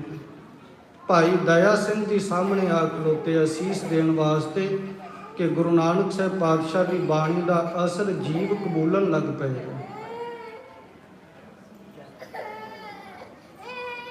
ਕਲਗੀਧਰ ਪਾਤਸ਼ਾਹ ਮਹਾਰਾਜ ਦੇ ਸਮੇਂ ਇੱਕ ਸਿੱਖ ਹੋਏ ਭਾਈ ਕਨ੍ਹਈਆ ਜੀ। ਭਾਈ ਕਨ੍ਹਈਆ ਜੀ 9ਵੇਂ ਪਾਤਸ਼ਾਹ ਗੁਰੂ ਤੇਗ ਬਹਾਦਰ ਪਾਤਸ਼ਾਹ ਦੇ ਸਮੇਂ ਸੇਵਾ ਦੇ ਵਿੱਚ ਆ ਗਏ ਸਨ ਔਰ ਭਾਈ ਕਨ੍ਹਈਆ ਜੀ ਬੜੀ ਸੇਵਾ ਦੀ ਮੂਰਤ, ਜਿਨ੍ਹਾਂ ਤੋਂ ਇੱਕ ਸੰਪਰਦਾ ਚੱਲੀ, ਜਿਸ ਸੰਪਰਦਾ ਨੂੰ ਅਸੀਂ ਸੇਵਾ ਪੰਥੀ ਦਾ ਨਾਮ ਦਿੰਦੇ, ਸੇਵਾ ਪੰਥੀ ਸੰਪਰਦਾ। ਤੇ ਉਸ ਸੰਪਰਦਾ ਦੇ ਮੋਢੀ ਸਨ ਭਾਈ ਕਨ੍ਹਈਆ ਜੀ। ਜਦੋਂ ਕਲਗੀਧਰ ਪਾਤਸ਼ਾਹ ਮਹਾਰਾਜ ਨੇ ਖਾਲਸੇ ਨੂੰ ਸ਼ਸਤਰਧਾਰੀ ਬਣਾਤਾ ਸੀ ਨਾ, ਕਲਗੀਧਰ ਪਾਤਸ਼ਾਹ ਨੇ ਸਾਰਿਆਂ ਨੂੰ ਹੁਕਮ ਕਰ ਦਿੱਤਾ ਕਿ ਬਿਨਾਂ ਸ਼ਸਤਰ ਕੇਸ ਨਰੰਗ ਭੇਟ ਜਾਨੋ ਸਾਰੇ ਸ਼ਸਤਰ ਧਾਰਨ ਕਰੋ। ਤੋ ਭਾਈ ਕਨ੍ਹਈਆ ਜੀ ਦਾ ਹਿਰਦਾ ਬਹੁਤ ਹੀ ਜ਼ਿਆਦਾ ਕੋਮਲ ਸੀ। ਸ਼ਾਇਦ ਇਸੇ ਕਰਕੇ ਜੇ ਇੱਕ ਪਾਸੇ ਮੈਦਾਨੇ ਜੰਗ ਦੇ ਵਿੱਚ ਤੀਰ ਤਲਵਾਰਾਂ ਤੋਪਾਂ ਚੱਲ ਰਹੀਆਂ ਨੇ ਤੇ ਦੂਜੇ ਪਾਸੇ ਭਾਈ ਕਨ੍ਹਈਆ ਜੀ ਮੋਢੇ ਤੇ ਮੁਸ਼ਕ ਪਾ ਕੇ, ਜਿਹਨੂੰ ਮਸ਼ਕ ਕਹਿੰਦੇ ਸਨ, ਚਮੜੇ ਦੀ ਬਣੀ, ਖਲ ਦੀ ਬਣੀ, ਉਹਦੇ ਵਿੱਚ ਜਲ ਭਰ ਕੇ ਤੇ ਸਿੰਘਾਂ ਦੇ ਵੱਲੋਂ, ਸਤਿਗੁਰਾਂ ਵੱਲੋਂ ਫੱਟੜ ਕੀਤੇ ਜਾਂਦੇ, ਉਹਨਾਂ ਦੁਸ਼ਮਣਾਂ ਨੂੰ ਜਾ ਕੇ ਪਿਆਉਂਦੇ ਸਨ।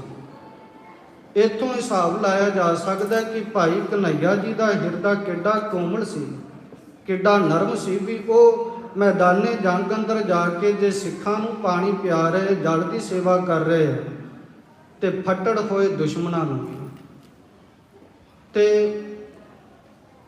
ਜਦੋਂ ਮਹਾਰਾਜ ਨੇ ਸ਼ਸਤਰ ਧਾਰਨ ਕਰਨ ਦਾ ਹੁਕਮ ਦਿੱਤਾ ਸੀ ਨਾ, ਸਾਰੇ ਸ਼ਸਤਰਧਾਰੀ ਹੋਵੋ, ਤਾਂ ਭਾਈ ਕਨ੍ਹਈਆ ਜੀ ਨੇ ਕਿਰਪਾਨ ਸ੍ਰੀ ਸਾਹਿਬ ਨਹੀਂ ਸੀ ਧਾਰਨ ਕੀਤੀ। ਸਿੱਖਾਂ ਨੇ ਜਾ ਕਰਕੇ ਕਲਗੀਧਰ ਪਾਤਸ਼ਾਹ ਮਹਾਰਾਜ ਜੀਆਂ ਨੂੰ ਇਹ ਬਚਨ ਆਖੇ, ਬੇਨਤੀ ਕੀਤੀ, ਮਹਾਰਾਜ ਤੁਹਾਡਾ ਹੁਕਮ ਸਾਰਿਆਂ ਤੇ ਲਾਗੂ ਹੁੰਦਾ ਹੈ, ਤੁਸੀਂ ਸਾਰਿਆਂ ਨੂੰ ਕਿਹਾ ਸ਼ਸਤਰਧਾਰੀ ਹੋਵੋ, ਪਰ ਭਾਈ ਕਨ੍ਹਈਆ ਜੀ ਉਹਨਾਂ ਨੇ ਤੁਹਾਡਾ ਬਚਨ ਨਹੀਂ ਮੰਨਿਆ, ਉਹਨਾਂ ਸ਼ਸਤਰ ਨਹੀਂ ਧਾਰਨ ਕੀਤਾ, ਸ੍ਰੀ ਸਾਹਿਬ ਨਹੀਂ ਧਾਰਨ ਕੀਤੀ। ਸਤਿਗੁਰਾਂ ਨੇ ਸਿੰਘਾਂ ਦੀ ਬੇਨਤੀ ਸੁਣ ਕੇ, ਹੁਣ ਜੇ ਸਿੰਘ ਬੇਨਤੀ ਲੈ ਕੇ ਆਏ ਤਾਂ ਮਨਜ਼ੂਰ ਕਰਨੀ ਪੈਣੀ ਸੀ, ਮਹਾਰਾਜ ਨੇ ਭਾਈ ਕਨ੍ਹਈਆ ਜੀ ਨੂੰ ਬੁਲਾ ਲਿਆ। ਭਾਈ ਕਨ੍ਹਈਆ ਜੀ ਧੰਨ ਗੁਰੂ ਗੋਬਿੰਦ ਸਿੰਘ ਮਹਾਰਾਜ ਜੀਆਂ ਦੇ ਸਨਮੁਖ ਆਏ, ਹੱਥ ਜੋੜ ਕੇ ਨਿਮਰਤਾ ਦੀ ਪੁੰਜ ਭਾਈ ਕਨ੍ਹਈਆ ਜੀ ਸਨਮੁਖ ਖਲੋ ਗਏ। ਸਤਿਗੁਰਾਂ ਨੇ ਆਖਿਆ ਕਿ ਭਾਈ ਅਸੀਂ ਸ਼ਸਤਰ ਧਾਰਨ ਕਰਨ ਦਾ ਹੁਕਮ ਦਿੱਤਾ ਸੀ, ਤੁਸੀਂ ਵੀ ਧਾਰਨ ਕਰੋ। ਤੇ ਭਾਈ ਕਨ੍ਹਈਆ ਜੀ ਨੇ ਸਤਿਗੁਰਾਂ ਦਾ ਬਚਨ ਨਹੀਂ ਮੋੜਿਆ, ਉਹਨਾਂ ਨੇ ਸ੍ਰੀ ਸਾਹਿਬ ਜਿਹੜੀ ਸੀ ਧਾਰਨ ਕਰ ਲਈ। ਤੇ ਬਾਅਦ ਵਿੱਚ ਸਿੱਖਾਂ ਨੇ ਭਾਈ ਕਨ੍ਹਈਆ ਜੀ ਨੂੰ ਆਖਿਆ ਕਿ ਤੁਸੀਂ ਤੇ ਸ਼ਸਤਰ ਧਾਰਨ ਕਰਕੇ ਵੀ ਉਹਨੂੰ ਚਲਾਉਣ ਦੀ ਬਜਾਏ ਅਜੇ ਵੀ ਉਹੀ ਜਲ ਵਾਲੀ ਮਸ਼ਕ ਮੈਦਾਨੇ ਜੰਗ ਵਿੱਚ ਲੈ ਕੇ ਪਹੁੰਚ ਜਾਂਦੇ ਹੋ। ਘੱਟੋ ਘੱਟ ਜੰਗ ਦੇ ਸਮੇਂ ਤੇ ਮਸ਼ਕ ਤਿਆਗ ਕੇ ਜਿਹੜੀ ਸ੍ਰੀ ਸਾਹਿਬ ਦਿੱਤੀ ਹੈ ਹੱਥ 'ਚ ਧਾਰਨ ਕਰੋ। ਤੋ ਭਾਈ ਕਨ੍ਹਈਆ ਜੀ ਕਹਿੰਦੇ ਵੀ ਅਸੀਂ ਗੁਰੂ ਸਾਹਿਬ ਦਾ ਬਚਨ ਨਹੀਂ ਮੋੜਿਆ, ਸ਼ਸਤਰ ਧਾਰਨ ਕੀਤਾ, ਤਲਵਾਰ ਧਾਰਨ ਕੀਤਾ ਹੈ। ਜਲ ਦੀ ਸੇਵਾ ਕਰਦਿਆਂ ਕਰਦਿਆਂ ਜੇ ਕਿਸੇ ਮੁਗਲ ਦੇ ਮਨ ਵਿੱਚ ਵੈਰ ਦੀ ਭਾਵਨਾ ਹੋਵੇ, ਕਿਉਂਕਿ ਜੇ ਇੱਕ ਦੇ ਹਿਰਦੇ ਵਿੱਚ ਦਇਆ, ਤੇ ਜ਼ਰੂਰੀ ਨਹੀਂ ਵੀ ਸਾਹਮਣੇ ਵਾਲਾ ਵੀ ਤੁਹਾਡੇ ਨਾਲ ਉਦਾਂ ਦਾ ਹੀ ਵਰਤਾਵ ਕਰੇ। ਮਹਾਰਾਜ ਬਾਣੀ ਵਿੱਚ ਇੱਕ ਅਤ ਘਟੀਆ ਦਰਜੇ ਦੇ ਮਨੁੱਖ ਨੂੰ, ਜਿਹਦੇ ਨਾਲ ਤੁਸੀਂ ਚੰਗਾ ਵਿਹਾਰ ਕਰਦੇ ਹੋ ਤੇ ਤੁਹਾਡੇ ਵਾਰ-ਵਾਰ ਕੀਤੇ ਜਾ ਰਹੇ ਚੰਗੇ ਵਿਹਾਰ ਦਾ ਅੱਗੋਂ ਉੱਤਰ ਉਹ ਈਰਖਾ ਦੇ ਰੂਪ ਵਿੱਚ ਪ੍ਰਾਪਤ ਹੁੰਦਾ, ਤੇ ਮਹਾਰਾਜ ਨੇ ਉਹਦੀ ਤੁਲਨਾ ਸੱਪ ਦੇ ਨਾਲ ਕੀਤੀ ਹੈ। ਮਹਾਰਾਜ ਕਹਿੰਦੇ ਤੁਸੀਂ ਆਪਣਾ ਸੁਭਾਅ ਨਾ ਛੱਡੋ ਤੇ ਉਹਨੂੰ ਆਪਣਾ ਕਰਨ ਦਿਓ। ਸੱਪੈ ਦੁੱਧ ਪਿਆਈਐ ਅੰਦਰ ਵਿਸ ਨਿਕੋਰ। ਮਹਾਰਾਜ ਕਹਿੰਦੇ ਜਿਹੜਾ ਸੱਪ ਹੁੰਦਾ ਹੈ ਨਾ, ਸੱਪ ਦਾ ਬੱਚਾ ਛੋਟੇ ਹੁੰਦਿਆਂ ਹੀ ਤੁਸੀਂ ਆਪਣੇ ਪਾਸ ਰੱਖ ਕੇ ਉਹਦੀ ਪਾਲਣਾ ਕਰ ਲਓ, ਬਰਤਨ ਵਿੱਚ ਪਾ ਕੇ ਦੁੱਧ ਪਿਲਾਉਣ ਦੀ ਬਜਾਏ ਤੁਸੀਂ ਆਪਣੇ ਬੁੱਕਾਂ ਦੇ ਵਿੱਚ, ਆਪਣੀਆਂ ਚੁਲੀਆਂ ਦੇ ਵਿੱਚ ਦੁੱਧ ਪਾ ਕੇ ਤੇ ਉਸ ਸੱਪ ਦੇ ਬੱਚੇ ਨੂੰ ਪਿਆ ਕੇ ਪਾਲ ਕੇ ਵੱਡਾ ਕਰੋ, ਪਰ ਉਹਦੇ ਅੰਦਰ ਦੀ ਜ਼ਹਿਰ ਤੁਹਾਡੇ ਚੁਲੀਆਂ ਭਰ ਕੇ ਦੁੱਧ ਪਿਆਉਣ ਦੇ ਨਾਲ ਵੀ ਨਹੀਂ ਮੁੱਕਣੀ। ਉਹ ਆਪਦਾ ਸੁਭਾਅ ਨਹੀਂ ਛੱਡ ਸਕਦਾ। ਜਿੱਦਣ ਡੰਗ ਮਾਰਨ ਤੇ ਆਇਆ, ਉਹਨੇ ਤੁਹਾਡੀਆਂ ਚੁਲੀਆਂ ਨਹੀਂ ਗਿਣਨੀਆਂ ਤੁਸੀਂ ਕਿੰਨੀ ਵਾਰ ਦੁੱਧ ਪਿਲਾਇਆ, ਉਹਨੇ ਡੰਗ ਮਾਰ ਦੇਣਾ। ਬਿਲਕੁਲ ਇਨ ਬਿਨ ਐਸਾ ਮਨਮੁਖ ਦਾ ਸੁਭਾਅ ਹੈ ਜਿਹਦੇ ਨਾਲ ਤੁਸੀਂ ਵਾਰ-ਵਾਰ ਚੰਗਾ ਵਿਹਾਰ ਆਪਣੇ ਨਿੱਤ ਦੇ ਜੀਵਨ ਵਿੱਚ ਪਏ ਕਰਦੇ ਹੋ ਤੇ ਤੁਹਾਨੂੰ ਮੋੜਵਾਂ ਉੱਤਰ ਜਿਹੜਾ ਉਹ ਈਰਖਾ ਦੇ ਵਿੱਚ ਪ੍ਰਾਪਤ ਹੁੰਦਾ ਹੈ। ਮਹਾਰਾਜ ਕਹਿੰਦੇ ਉੱਥੇ ਵੀ ਆਪਦੀ ਦਇਆ ਨਾ ਛੱਡੇ। ਇਹਦਾ ਮਤਲਬ ਤੂੰ ਹਾਰ ਗਿਆ। ਧਰਮ ਕਮਾਉਂਦਾ ਤੇ ਉਹ ਅਧਰਮ ਪੁਣੇ ਤੋਂ ਨਹੀਂ ਡਿੱਗਿਆ। ਧਰਮ ਐਡਾ ਹੌਲਾ ਨਹੀਂ ਹੋ ਸਕਦਾ। ਮਹਾਰਾਜ ਕਹਿੰਦੇ ਤੂੰ ਨਾ ਤਿਆਗ। ਤੋ ਭਾਈ ਕਨ੍ਹਈਆ ਜੀ ਉਹ ਮੈਦਾਨੇ ਜੰਗ ਦੇ ਅੰਦਰ ਵੀ ਜਦੋਂ ਸਿੱਖਾਂ ਸਵਾਲ ਕੀਤਾ ਇੱਥੇ ਤੇ ਛੱਡ ਦਿਓ, ਤੇ ਭਾਈ ਕਨ੍ਹਈਆ ਜੀ ਨੇ ਜਵਾਬ ਦਿੱਤਾ, ਹੋ ਸਕਦਾ ਮੈਦਾਨੇ ਜੰਗ ਵਿੱਚ ਕੋਈ ਫੱਟੜ ਹੋਇਆ ਹੀ ਉੱਠ ਪਵੇ, ਇਹ ਵੇਖ ਕੇ ਵੀ ਇਹਦੇ ਹੱਥ ਵਿੱਚ ਸ੍ਰੀ ਸਾਹਿਬ ਇਹਨੇ ਨਹੀਂ ਧਾਰਨ ਕੀਤੀ, ਮਸ਼ਕ ਪਾਈ ਹੈ, ਜਲ ਦੀ ਸੇਵਾ ਕਰਦਾ ਪਿਆ।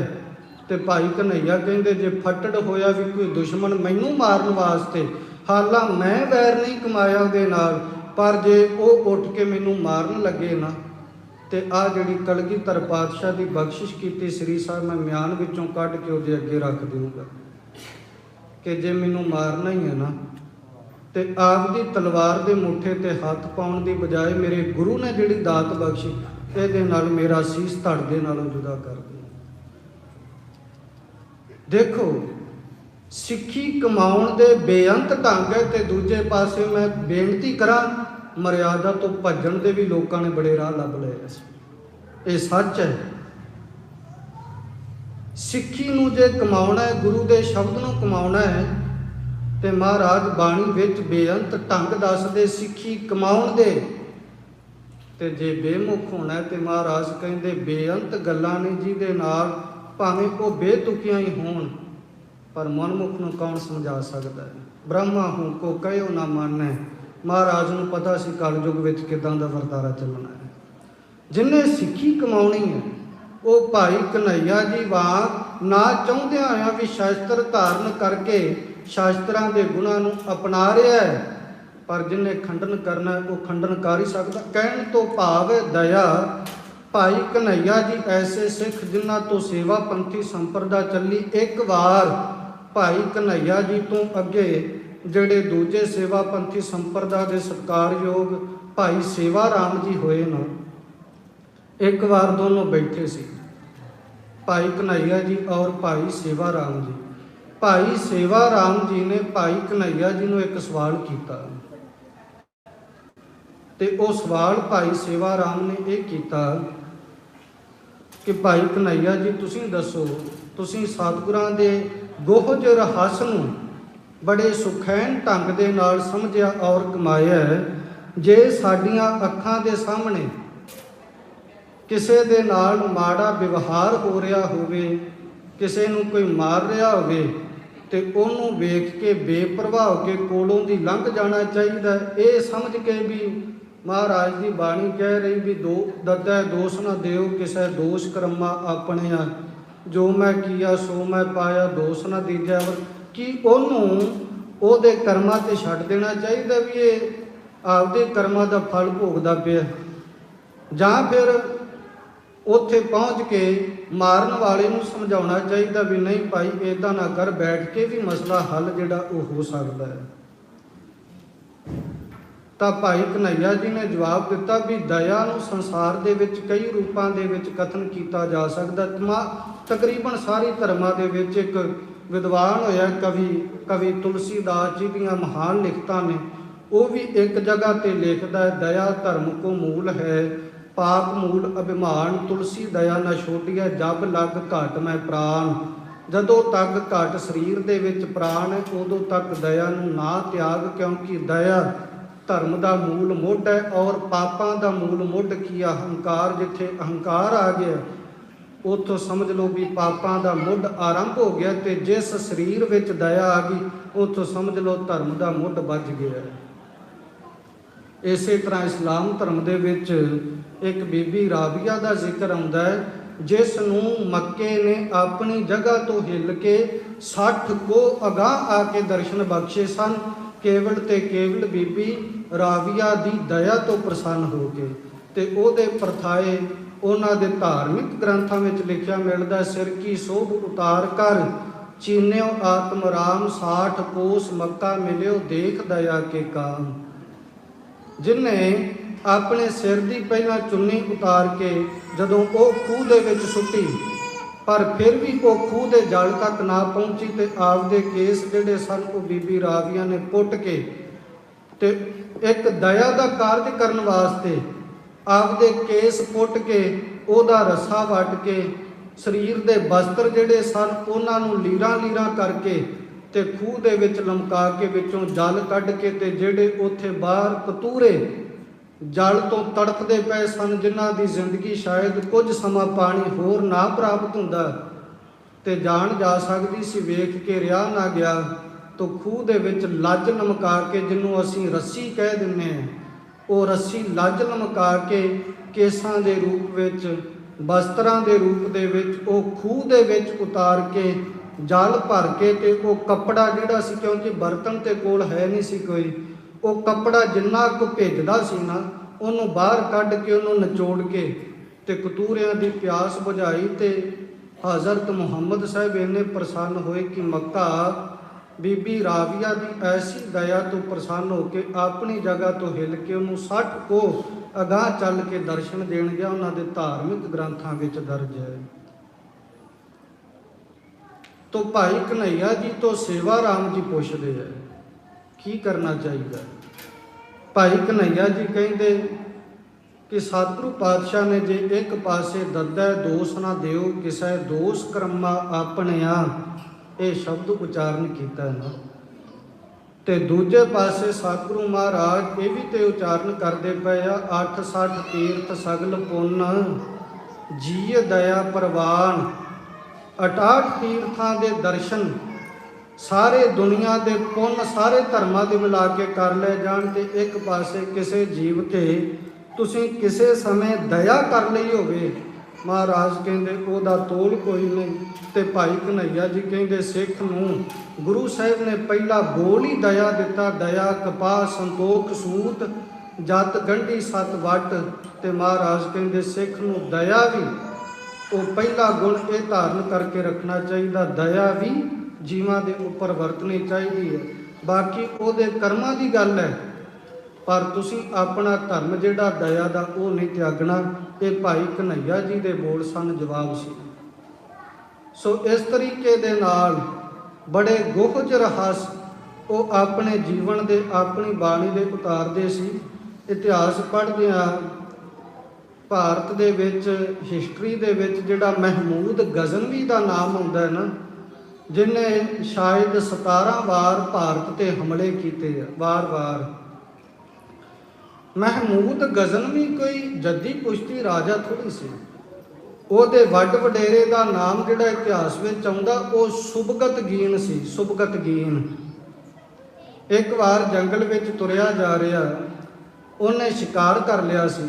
ਬੱਕਰੀਆਂ ਆਜੜੀਆਂ ਨੂੰ ਚਾਰਨ ਵਾਲੇ ਸਨ ਤੇ ਸ਼ਿਕਾਰ ਕਰ ਲਿਆ ਹਿਰਨ ਦਾ, ਤੇ ਹਿਰਨ ਦਾ ਬੱਚਾ ਜਿਹੜਾ ਸੀ ਹਿਰਨੀ ਦਾ, ਉਹ ਜਦੋਂ ਹਿਰਨ ਨੂੰ ਪਕੜ ਕੇ ਮਾਰਿਆ ਨਹੀਂ, ਹਿਰਨੀ ਨੂੰ ਉਹਨੂੰ ਪਕੜ ਕੇ ਸੁਬਕਤਗੀਨ ਬੰਨ੍ਹ ਕੇ ਆਪਣੇ ਘੋੜੇ ਦੇ ਮਗਰ ਤੇ ਘਰ ਵੱਲ ਨੂੰ ਲੈ ਕੇ ਜਾ ਰਿਹਾ ਸੀ। ਤੇ ਆਪਣੀ ਮਾਂ ਨੂੰ ਹਿਰਨੀ ਨੂੰ ਵੇਖ ਕੇ ਉਹਦੇ ਛੋਟੇ ਛੋਟੇ ਬੱਚੇ, ਤੇ ਮਹਾਰਾਜ ਬਾਣੀ ਦੇ ਵਿੱਚ ਤੇ ਭਾਈ ਗੁਰਦਾਸ ਸਾਹਿਬ ਲਿਖਦੇ ਜਿਹੜਾ ਮੋਹ ਆ ਨਾ, ਬਾਕੀ ਵਿਕਾਰ ਜਿਹੜੇ ਆ ਉਹ ਸਾਰੇ ਜੀਵਾਂ ਦੇ ਵਿੱਚ ਕਿਸੇ 'ਚ 5 ਪੂਰੇ ਨਹੀਂ ਹੋ ਸਕਦੇ, ਪਰ ਜਿਹੜਾ ਮੋਹ ਆ ਇਹ ਤਕਰੀਬਨ 84 ਲੱਖ ਜੂਨਾਂ ਦੇ ਵਿੱਚ ਪਾਇਆ ਜਾਂਦਾ, ਬਹੁਤਾਤ ਜੂਨਾਂ ਵਿੱਚ। ਮੋਹ ਜਿਹੜਾ ਉਹ ਹਰ ਇੱਕ ਦੇ ਵਿੱਚ ਹੈ। ਮਾਂ ਅਤੇ ਪੁੱਤ ਦੀ ਸਮਝ ਹਰੇਕ ਜੂਨ ਦੇ ਵਿੱਚ ਹੈ। ਤੇ ਜਦੋਂ ਸੁਬਕਤਗੀਨ ਹਿਰਨੀ ਨੂੰ ਪਕੜ ਕੇ ਆਪਣੇ ਘੋੜੇ ਦੇ ਮਗਰ ਬੰਨ੍ਹ ਕੇ ਸ਼ਿਕਾਰ ਕਰਨ ਵਾਸਤੇ ਲਿਜਾ ਰਿਹਾ ਹੈ ਨਾ, ਘੜੀਸ ਕੇ, ਤੇ ਉਹ ਹਿਰਨੀ ਦਾ ਬੱਚਾ ਉਹ ਮਗਰ ਦੌੜਨ ਲੱਗ ਪਿਆ ਆਪਣੀ ਮਾਂ ਨੂੰ ਵੇਖ ਕੇ। ਤੇ ਭੱਜਦਿਆਂ ਭੱਜਦਿਆਂ ਬਸ ਕੋਈ ਨਹੀਂ ਚੱਲਦਾ, ਜਦੋਂ ਸੁਭਗਤਗੀਨ ਘੋੜੇ ਦੇ ਉੱਪਰ ਬੈਠਾ, ਉਹਦੇ ਇਤਿਹਾਸ ਪੜ੍ਹਦਿਆਂ ਜੋ ਬੋਲ ਸਾਹਮਣੇ ਆਏ, ਉਹ ਕਹਿੰਦੇ ਜਦੋਂ ਉਹ ਹਿਰਨੀ ਦੇ ਬੱਚੇ ਨੂੰ ਵੇਖਦਾ ਨਾ ਮਗਰ ਆਉਂਦਾ, ਤੇ ਉਹ ਘੋੜੇ ਨੂੰ ਇੱਕ ਵਾਰ ਰੋਕ ਦਿੰਦਾ ਹੈ। ਪਿਛਾਂਹ ਮੁੜ ਕੇ ਵੇਖਦਾ ਹੈ, ਹਿਰਨੀ ਦਾ ਬੱਚਾ ਡਰ ਕੇ ਉੱਥੇ ਹੀ ਰੁਕ ਜਾਂਦਾ ਹੈ ਵੀ ਸ਼ਾਇਦ ਇਹ ਮੈਨੂੰ ਵੀ ਨਾ ਪਕੜ ਲੈ। ਉਹ ਰੁਕ ਜਾਂਦਾ ਹੈ, ਲੁਕਣ ਦਾ ਯਤਨ ਕਰਦਾ ਹੈ। ਸੁਭਗਤਗੀਨ ਫਿਰ ਅਗਾਂਹ ਘੋੜਾ ਤੋਰਦਾ ਹੈ, ਉਹ ਹਿਰਨੀ ਨੂੰ ਫਿਰ ਆਪਣੇ ਮਗਰ ਲੈ ਕੇ ਜਾਂਦਾ ਹੈ, ਤੇ ਉਹ ਹਿਰਨੀ ਦਾ ਬੱਚਾ ਫਿਰ ਲੁਕਿਆ ਹੋਇਆ ਸਾਹਮਣੇ ਆ ਕੇ ਆਪਣੀ ਮਾਂ ਦੇ ਮਗਰ ਲੱਗ ਉੱਠਦਾ, ਦੌੜਦਾ ਹੈ। ਸੁਭਗਤਗੀਨ ਭਾਵੇਂ ਕਿ ਉਹਦੇ ਅੰਦਰ ਦਇਆ ਨਹੀਂ ਸੀ, ਪਰ ਅਕਾਲ ਪੁਰਖ ਨੇ ਉਸ ਦਿਨ ਮਨ ਜਿਹੜਾ ਸੀ ਉਹਦਾ ਭਿਉਂ ਦਿੱਤਾ। ਉਹ ਰੁਕ ਗਿਆ, ਮਨਾ ਨਹੀਂ, ਤੂੰ ਅੱਜ ਇੱਕ ਮਾਂ ਦੇ ਕੋਲੋਂ ਉਹਦੇ ਬੱਚੇ ਨੂੰ ਅਲੱਗ ਕਰਦਾ ਪਿਆ।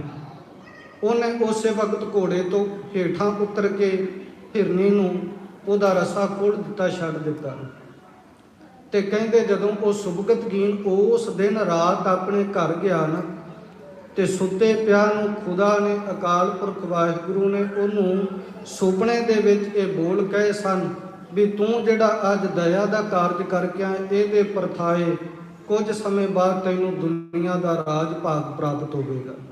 ਜਿਹਨੇ ਕਦੇ ਸੁਪਨਾ ਨਹੀਂ ਸੀ ਵੇਖਿਆ, ਆਜੜੀਆਂ ਚਾਰਨ ਵਾਲੇ, ਬੱਕਰੀਆਂ ਭੇਡਾਂ ਚਾਰਨ ਵਾਲੇ, ਉਹਦਾ ਫਿਰ ਗਾਂ ਪੀੜ੍ਹੀ ਦੇ ਵਿੱਚੋਂ ਮਹਿਮੂਦ ਗਜ਼ਨਵੀ ਜਿਹੜਾ ਸੀ, ਉਹ ਸੰਸਾਰ ਦੇ ਉੱਪਰ ਜਿਹਨੇ 17 ਵਾਰ ਭਾਰਤ ਤੇ ਹਮਲੇ ਕੀਤੇ। ਪਰ ਕਈ ਵਾਰ ਇਹਦਾ ਸਿੱਟਾ ਗਲਤ ਵੀ ਨਿਕਲ ਜਾਂਦਾ ਹੈ। ਹੁਣ ਵਾਰਤਾ ਚੱਲਦਿਆਂ ਚੱਲਦਿਆਂ, ਕਿਉਂਕਿ ਕਥਾ ਕਰਨ ਲੱਗਿਆ ਨਾ ਕਈ ਗੁਣ ਸਾਹਮਣੇ ਰੱਖਣੇ ਪੈਂਦੇ। ਕਈ ਵਾਰ ਤੇ ਕਥਾ ਇਤਿਹਾਸ ਦੀ ਚੱਲ ਪਊ, ਕਈ ਵਾਰ ਗੁਰਬਾਣੀ ਦਾ ਸ਼ਬਦ ਹੀ ਜਦੋਂ ਤੁਸੀਂ ਵਿਆਖਿਆ ਕਰਨ ਲੱਗੋਗੇ ਉਹ, ਕਈ ਵਾਰ ਕਥਾ ਜਿਹੜੀ ਉਹ ਸਾਖੀ ਰੂਪ ਵਿੱਚ ਹੀ ਚੱਲ ਪੈਂਦੀ, ਔਰ ਕਈ ਵਾਰ ਪ੍ਰਮਾਣਾਂ ਦੇ ਸਿਰ ਤੇ ਕਥਾ ਹੁੰਦੀ ਹੈ। ਇਹ ਬੇਅੰਤ ਲਹਿਜ਼ੇ ਹੈ ਕਥਾ ਕਰਨ ਦੇ। ਔਰ ਸੰਗਤ ਦੇ ਵਿੱਚ ਜਿਹੜੇ ਸਰੋਤੇ ਸੁਭਾਇਮਾਨ ਹੁੰਦੇ, ਕਿਸੇ ਨੂੰ ਸ਼ਬਦ ਦੀ ਵਿਚਾਰ ਉਹ ਸੁਣਨਾ ਪਸੰਦ ਹੈ, ਕਿਸੇ ਨੂੰ ਕੇਵਲ ਤੇ ਕੇਵਲ ਸਾਖੀ ਰੂਪ ਵਿੱਚ, ਕਿਸੇ ਨੂੰ ਗੁਰਬਾਣੀ ਦੇ ਪ੍ਰਮਾਣ ਦੇ ਕੇ। ਸੋ ਇਸ ਕਰਕੇ ਕਥਾ ਵਾਚਕ ਨੂੰ ਹਰੇਕ ਪੱਖ ਜਿਹੜਾ ਉਹ ਸੰਗਤ ਦੇ ਸਨਮੁਖ ਰੱਖਣਾ ਪੈਂਦਾ। ਵਾਰਤਾ ਚੇਤੇ ਆਈ, ਭਗਤ ਕਬੀਰ ਸਾਹਿਬ ਜਦੋਂ ਕਾਂਸੀ ਦੇ ਵਿੱਚ ਰਹਿੰਦੇ ਸਨ, ਸੂਤ ਕੱਤਦੇ ਸੀ, ਤੋ ਭਗਤ ਕਬੀਰ ਸਾਹਿਬ ਦੇ ਪਾਸ ਇੱਕ ਬੜਾ ਗਰੀਬ ਮਨੁੱਖ ਆਇਆ। ਹੁਣ ਦਇਆ ਤੋਂ ਗੱਲ ਚੱਲ ਪਈ, ਤੋ ਭਗਤ ਕਬੀਰ ਸਾਹਿਬ ਦੇ ਪਾਸ ਆ ਕਰਕੇ ਉਸ ਗਰੀਬ ਮਨੁੱਖ ਨੇ ਇਹ ਅਰਜ਼ ਕੀਤੀ, ਮੈਂ ਬਹੁਤ ਗਰੀਬ ਹਾਂ, ਤੁਸੀਂ ਕਿਰਪਾ ਕਰੋ ਜਿਸ ਕਰਕੇ ਮੇਰਾ ਗੁਜ਼ਾਰਾ ਚੱਲ ਪਵੇ, ਘਰ ਦੇ ਵਿੱਚੋਂ ਗਰੀਬੀ ਕੱਟੀ ਜਾਵੇ।